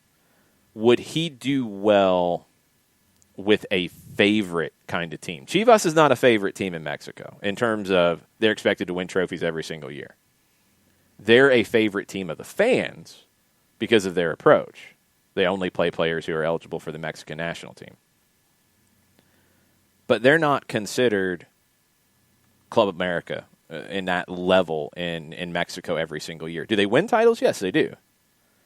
But they're not a favorite like Atlanta should be, like a Seattle would be, like a Toronto would be, like an LAFC would be, like the LA Galaxy used to be. They're not looked at that way. River, when he was there, River is looked at that way, but not when they were in the second division. They weren't. So that was a whole different conversation. Bonfield wasn't that club. San Jose's not that club. I would be curious to see, does he want to go to a team like that where the pressure is more intense? Would his system work in a team like that? Or is his system really best with a team of overachievers? I don't know. But San Jose has to show progression. I think the front office has to show him some progression for him to come back. We've talked about this with teams all over the world. 2, 3, maybe 4 years in some cases is about it for a manager in one place, especially a manager like an Almeida, like a Bielsa, who Almeida is very closely linked to. Guardiola's talked about it, although he's went past that at Manchester City now, and he's got to refresh that roster for it to work. If you're going to stay longer, you've got to rebuild the team. Alex Ferguson at Manchester United, you saw different eras of that roster. It wasn't the same team the whole time he was there. Few exceptions of players who could adjust. But in general, with a guy like Almeida who is asking so much from these players, they burn out. And either he's got to go or they got to go. You look at that team, look at San Jose this season, and what you do with that group. Now, you've got some young talent coming through that you would hold on to.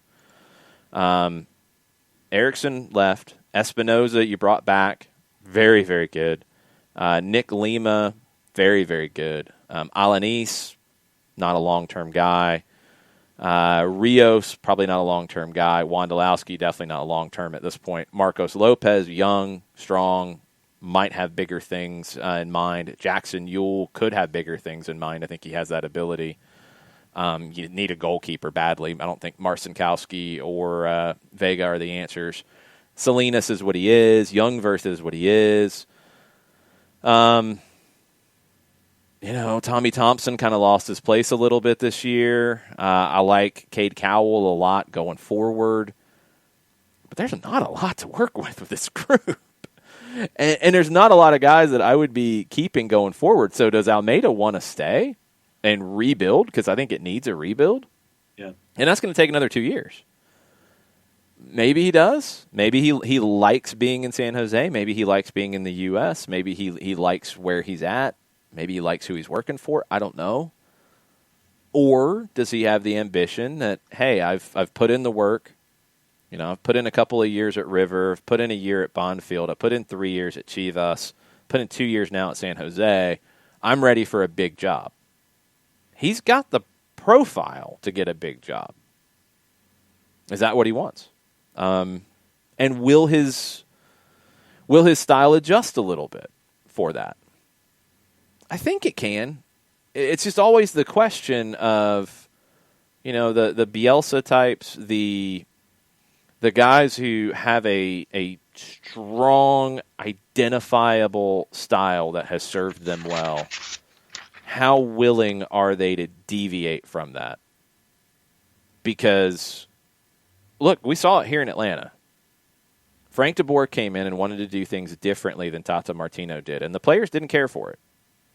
Now, he wanted to do things differently than what Almeida would do, don't get me wrong. But he wanted to do something different than what the players were accustomed to, and they didn't like it. That's been pretty, heavily reported. So that's a risk when you bring in an Almeida who is going to be asking a lot from any group of players he's working with. I mean, you've got to put in the work to play in a Matias Almeida team. Big teams generally have some superstars in them who maybe don't want to put in that same kind of work. You saw it at Juventus with Maurizio Sarri. You had a lot of pushback because he demands a lot of work from his players. That's why I think Almeida can do really well with up-and-coming teams, with smaller teams, with young teams. That's why Bielsa has done really well with Leeds, because they're willing to put in that work. It's why he did really well at Newell's and won a title. It's why he did well at Athletic Bilbao, because they were willing to put in that work. Bielsa at Bilbao is very similar to Almeida at Chivas. Those are two clubs that limit their player pool. Bilbao only plays players from the Basque region. Chivas only plays Mexican nationals, players who are eligible for Mexico. They will expand it a little bit to dual nationals, but once players commit to the U.S., you got to go. You got to leave the club. So Almeida and Bielsa, who ask so much from their players, are good fits in those clubs. Would they be good fits at top clubs? It's a question. And is that where Almeida wants to go? If he does, I think he's got to adjust a little bit. And he's got the personality to do it. He's got, I think, the mindset about the game to do it. You saw San Jose against Kansas City. They weren't just running around like chickens with their heads cut off. They played an organized game. It got a little dodgy at times. Some of that's down to the level of talent. Kansas City had a lot more. You had to kind of, speed it up, get it chaotic to get something out of that game. Could he adjust to a top team? That's my question. We haven't seen it yet. So I'll be very curious to see what happens with him. He opened that door to speculation. You got speculation out of Mexico right now with Turco Mohamed. Monterrey crashed out of the postseason last night. Turco Mohamed at Monterrey could be out. He won a Mexican League title with Monterrey. Now, they were the 8th place team coming in. They went through the playoffs and won it.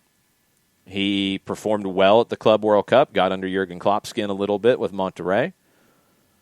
He's won things in his career, but he could be out at Monterrey. Would his name pop up? We've mentioned Ricardo Gareca, and does Peru get antsy and make a move? Carlos Queiroz is still in Colombia. He's not out yet, but there's a lot of speculation there. The managerial carousel is starting to pick up some pace right about now. So it could get really, really interesting. I don't know. People will be keeping an eye on Almeida for sure. I don't know if his time in San Jose raised his stock. I don't think it decreased it. But I don't know if he elevated himself during his time in San Jose so far. And if he's going to stay, he's going to need to oversee an overhaul of that team, I think. He's going to have to be part of that conversation. And does the club want to do that? Or do they want to move on? It's going to be very interesting in San Jose in the offseason. And that was going to be my question where Almeida was concerned, if you thought that basically his time in San Jose is just more lines on a CV where he didn't improve his stock to sit there. He wants a bigger job, but they're going to look at what happened in San Jose, and yes, you did what you did, but you did okay. And I just look at that as, I look at the time so far in San Jose as a thumb sideways, really, if you're looking at something. Yeah, maybe. It might be a little harsh. And I might be being a little harsh. I mean, San Jose was not doing well. He's elevated them. Yes. But has he elevated himself by elevating them? Right. I don't know. He's done a good job in San Jose. Has he done a good enough job to be getting as much attention as he does? I'm not 100% sure of that answer yet. But I do think that if he goes to a big club, a club with big names, a club with big expectations, he might have to adapt his playing style a little bit. And we just haven't seen that from him during his time at Chivas and at San Jose yet. Doesn't mean he can't. Yeah. Because he hasn't been in that situation either. So that's the biggest question, is can he adapt to play with big names and big stars? Ricky says the question will be, did he get the most out of the talent he had despite them not giving him everything he may need? And that's a tough question to answer. You know, he did get them into the postseason. They hadn't been there since 2017. They'd only been there once since 2012. They're in a better place than they were when he took over. I think that's accurate. I think he got the most out of it. I don't think he left anything on the table here with this group. And that might be why he decides to leave, is that if I stay longer, people are going to think that I'm not getting everything out of it, and I think I'm getting everything out of it. Yeah. that might be why he decides to go. He's been good for the league. Love his passion. Love the way he sees the game. I just want to see if he can make that leap, if he wants to, because some managers don't. And that's fine too. Some managers are not about going to the biggest club to win all the trophies and just do whatever kind of play style it takes to get there. Some managers want to be in positions where they get to work. Bielsa doesn't just take whatever job that comes up. He looks into it and he says, yes, this can work for me. I like this. I can do this. This is a good fit for me. He turns things down too. So is Almeida that kind of manager that he wants to do what he wants to do and he will only go to a place where he can do what he wants to do? Or does he have that ambition now to say, I want to win the biggest trophies out there and I'm ready for that and it's time to go take that on and I'll make the sacrifices in the way I see the game to make that work. I'm still going to put my style on it, but, like Maurizio Sarri wasn't going to get Cristiano Ronaldo to do all the things he wanted him to do. And he had to adapt to that. And he struggled with that, and it never worked. So, would Matias Almeida be able to be in that position? He hasn't been in it yet, and we'll see if he could adapt to that and say, okay, could he do what managers have to do at Barcelona with Lionel Messi? Could he say, you know what, I want to play a pressing style, I want to do this, I want to do that, but I can't get Messi to press, and he's not going to. And I need Messi in my team to do all the things that he does well. So I need to adapt. I need to fit around it. I know he's not going to do it, and I need to make the other guys do the work, or I need to create a style that's going to fit that I'm not asking people to do too much and what they're going to buy into. You got to get that buy-in. It's easier to get buy-in with a lesser team. Will Almeida be able to get that buy-in with a top team? That's the question.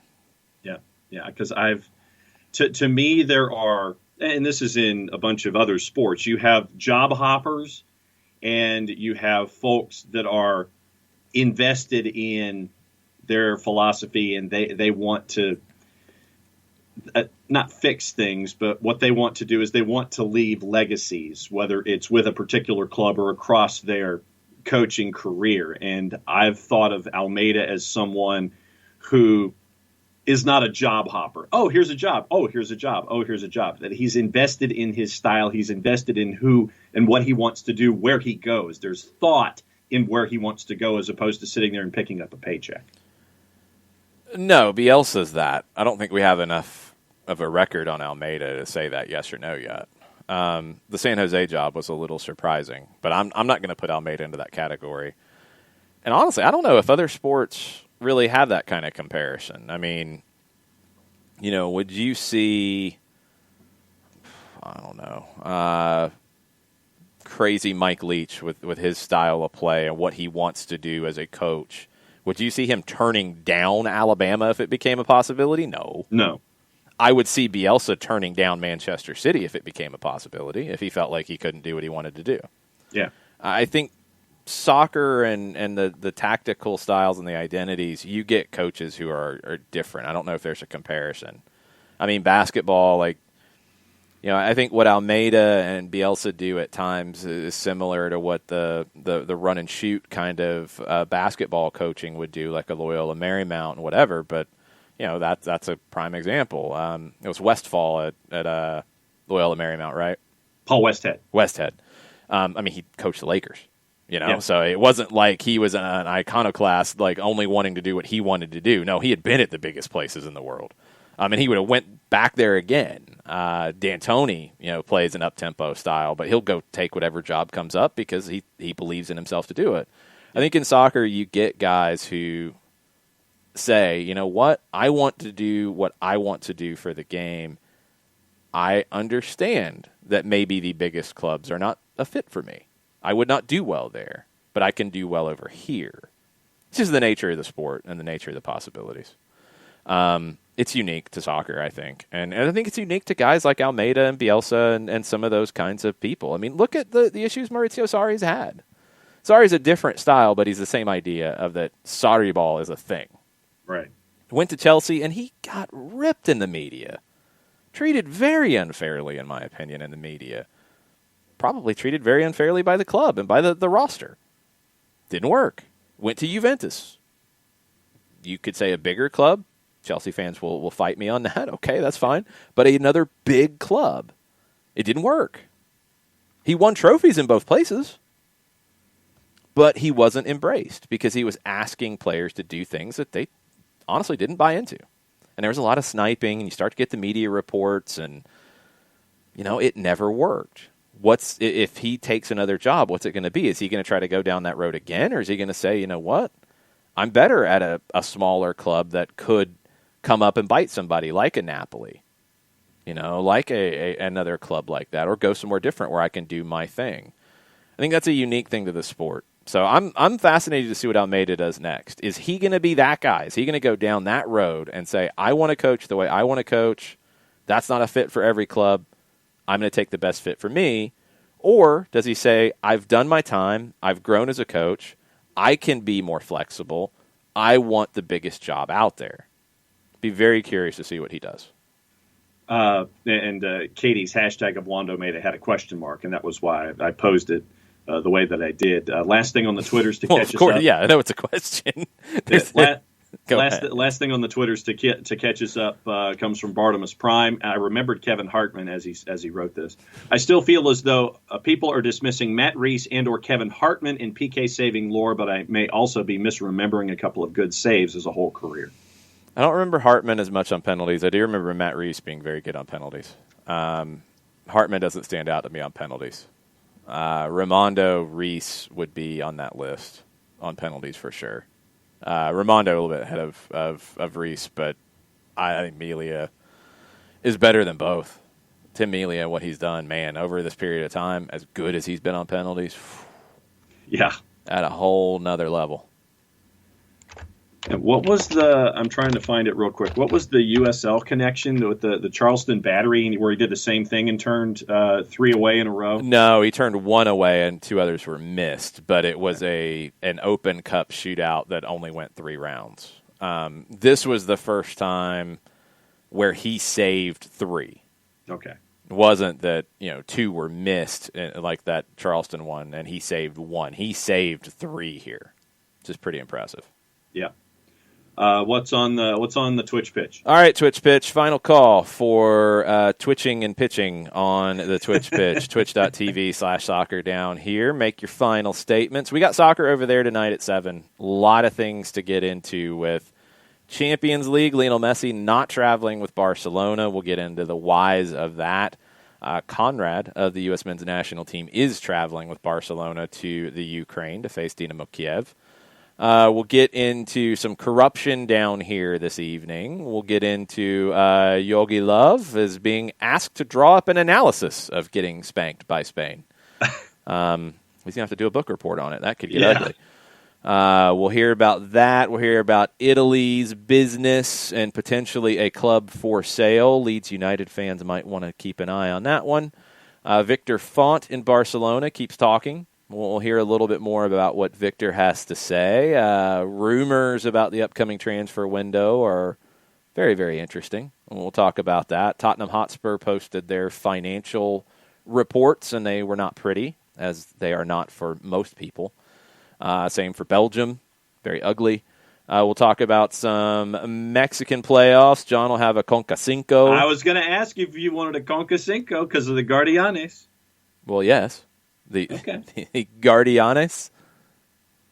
That's what they're called. That's what they called the Apertura this year. I was talking about the accent a little bit, but it's okay. Okay. That sounded very gringo. Okay. The Guardianes. Guardianes. Jeez. Schedule for the week, Abby asks. We will be live for soccer over there tonight. We will be live tomorrow morning. We will be live Wednesday morning. We will not be live Thursday or Friday morning. We will have some taped content for you on those mornings. I know everybody's schedules will be different. Everybody is kind of all over the place with Thanksgiving and Black Friday, and none of it will be normal. So we'll have some content for you. It won't be live. I'll be on 92.9 from 10 to 2 on Friday with Chris Goforth. Filling in on the midday show, and we're going to talk a little bit of soccer there too, because the U.S. women's national team plays at 12:30 on Friday in the Netherlands. World Cup final rematch from last year, which will be a really good match. I think that's on FS1, if I am not mistaken. So that's it. Saturday we'll have a power hour, so we'll be back to a normal Saturday morning power hour. But no live Thursday morning, no live Friday morning. But there will be some taped content for you in the normal time spots. But you can also go back and listen to that whenever you want. Sean Vergara says, do you think MLS should have moved Seattle LAFC up to 9 instead of 10:30? They couldn't because of the other two games, because of the Eastern Conference games. And they couldn't move the Eastern Conference games to today. I don't know why Seattle and LAFC couldn't have been today. Did the Seahawks play Monday Night Football? Believe so. If they're playing Monday Night Football, then that's why it couldn't have been today. I believe they are the Monday night game. At home. Yeah. Your computer's really slow. Yes, it is. Good grief. You're sitting there, and you punch up NFL.com, and it's sitting there kind of going, I don't know. Been thinking about it, maybe. We'll have an answer. I'll move on, and then John will have an answer, and then we're all confused again. Uh-huh. Mm-hmm. Pretty much. Still nothing? Really? It's still thinking. Really? Still thinking. What is it? Oh, actually, no. They played back on Thursday night. Oh, then I don't know why they're not playing tonight. That's what they should have done, Sean, in my opinion, is Seattle should have hosted LAFC tonight. I don't know what the conflict is. Rams and Buccaneers is your Monday Night Football. Yeah, unless that tomorrow is on ESPN, and ESPN said, no, that's the game we want. It can't be on Monday night because we got Monday Night Football. And they couldn't shoehorn it into the other days. I don't know. It's weird that it is the last one. That matchup was already set a long time ago, and it's the last game of the night. But you couldn't move it up because you got Philadelphia and New England, and you couldn't move those games up because Nashville and New England played to get here Friday. Right. So I don't know the issue on Seattle LAFC. I'm assuming it is a TV situation. Don't tell Jurgen Klopp because he'll get mad because he's mad at the broadcasters. Which I understand in this situation. I totally do. Oh, yeah. 7-minute rant on TV. Klopp likes to rant a lot these days. Give him the benefit of the doubt on that one. Ricky says, did something happen with David Villa?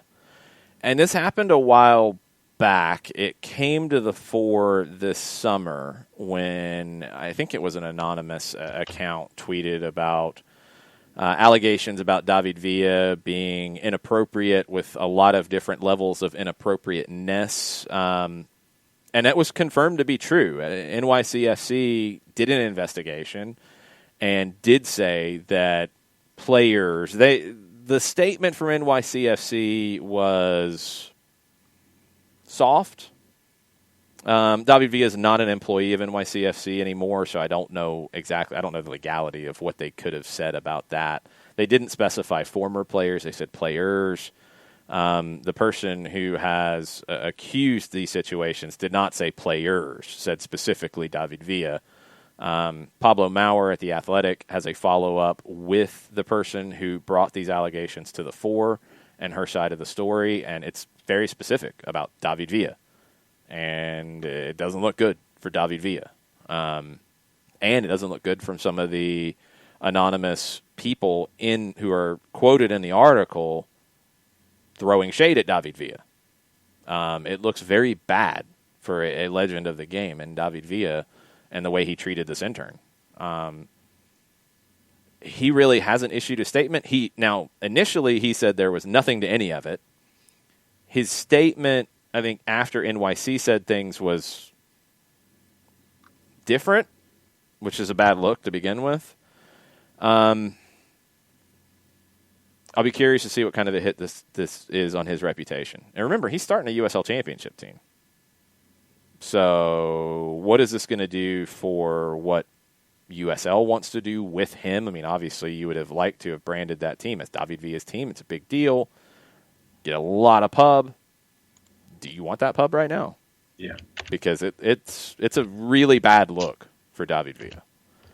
It was a bad look when the allegations hit. Proper investigations were handled. There's something to it. The club has said there's something to it. there were, I think, some other staff involved. There were not players. It was one player and some staff members that did not take it as seriously as they should have.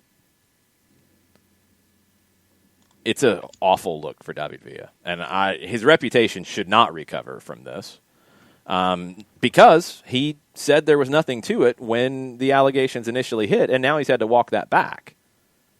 He didn't apologize. So yeah, it's not going to help him at this point. If he apologizes now, it shouldn't help him. Yeah.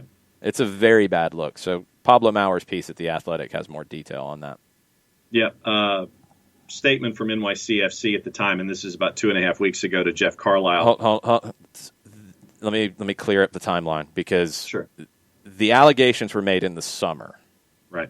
A long time ago. There was either a long investigation or it took a long time for the investigation to happen. It's a weird year, so I'll give the benefit of the doubt there. But the investigation was much later. I don't think NYC issued a statement when the allegations happened. David Villa did, and said there was absolutely nothing to them. NYC did their investigation, and about 2.5 weeks ago said that it found, quote, inappropriate and unacceptable, end quote, behavior after concluding its investigation. The statement to Jeff Carlisle says, quote, the allegations made during the course of the investigation were that a small number of players and staff did not act in accordance with the club's standards in their interactions with the intern and with other club staff. This behavior included unnecessary physical contact, teasing, and comments regarding clothing and appearance. The club found that this behavior was inappropriate and unacceptable, end quote. Yeah, and the former intern did not say players. Staff, yes. Player in David Villa. And that was one thing that came out in Maurer's piece at The Athletic, that not happy that players was the way this was used. Again, I don't know if there's extra care you have to have with this, with the fact that David Villa is not employed by New York City Football Club any further. I don't know if that complicates it, but yeah, it's a mess. Alex Basine wants to make sure that we talk about Newcastle's throw-in techniques and throw-in tactics. I saw it. I know exactly what you're talking about, Basine. It was very embarrassing, but welcome to Steve Bruce football. I agree. Hashtag Bruce out. Abby letting everybody know about the Black Friday sale at the Atlanta United store. Regular hours 10 to 7, 40 to 50% off of a lot of Atlanta United stuff. They're trying to clear out because new stuff is coming in. Some really good deals, especially on like training gear and stuff, because new is coming, so they got to clear out the old stuff. So if you're looking for deals, go check it out. 40 to 50% off, 10 to 7 on Friday over at Atlantic Station at the Atlanta United team store. Thanks, Abby. That's some good deals. I think that is it for the day for us, although now people are tweeting things and tagging me. Okay, it's the Diego Maradona thing. So yes, I was about to mention that for you. I'll look at it later. Things to keep an eye on the rest of the day before we come back for soccer over there. Keep an eye on Monterrey and Turco Mohamed, because he might be available, and you're talking about coaching lists. He would be on a list. He would absolutely be on a list. Keep an eye on anything else out of San Jose, although I'm not expecting it so quickly. Matias Almeida would be on a list. If he becomes available and decides to walk, he would be on a list. I don't know what his contract terms are. Don't know. Keep an eye for just announcements or updates or agents or players speaking about situations for next year, because those will continue to happen. The team has to announce their roster decisions by the 30th of November, so that will happen. Will things potentially leak before that? If players and agents talk, it can. So keep an eye on that stuff. Keep an eye on stuff around the world as usual, because there's going to be a lot of different things today. There's not really many interesting matches today, although I'm probably being unfair to somebody. Burnley and Crystal Palace. Nope, not interesting. Wolves and Southampton. That's somewhat interesting at 3 o'clock. Danny Ings is injured, but it should be interesting, yeah. Yeah, that's somewhat interesting. Athletic Bilbao and Real Betis in Spain at 3 o'clock. Somewhat interesting. Okay, there's some somewhat interesting matches today, not a ton. We'll be back at 7. Have all your soccer over there and speculation down here and coaching carousels over there and down here ready to go. Get into all of that. We'll be back at 7. Y'all have a good rest of the day. Mucha platiel. Mucha platiel.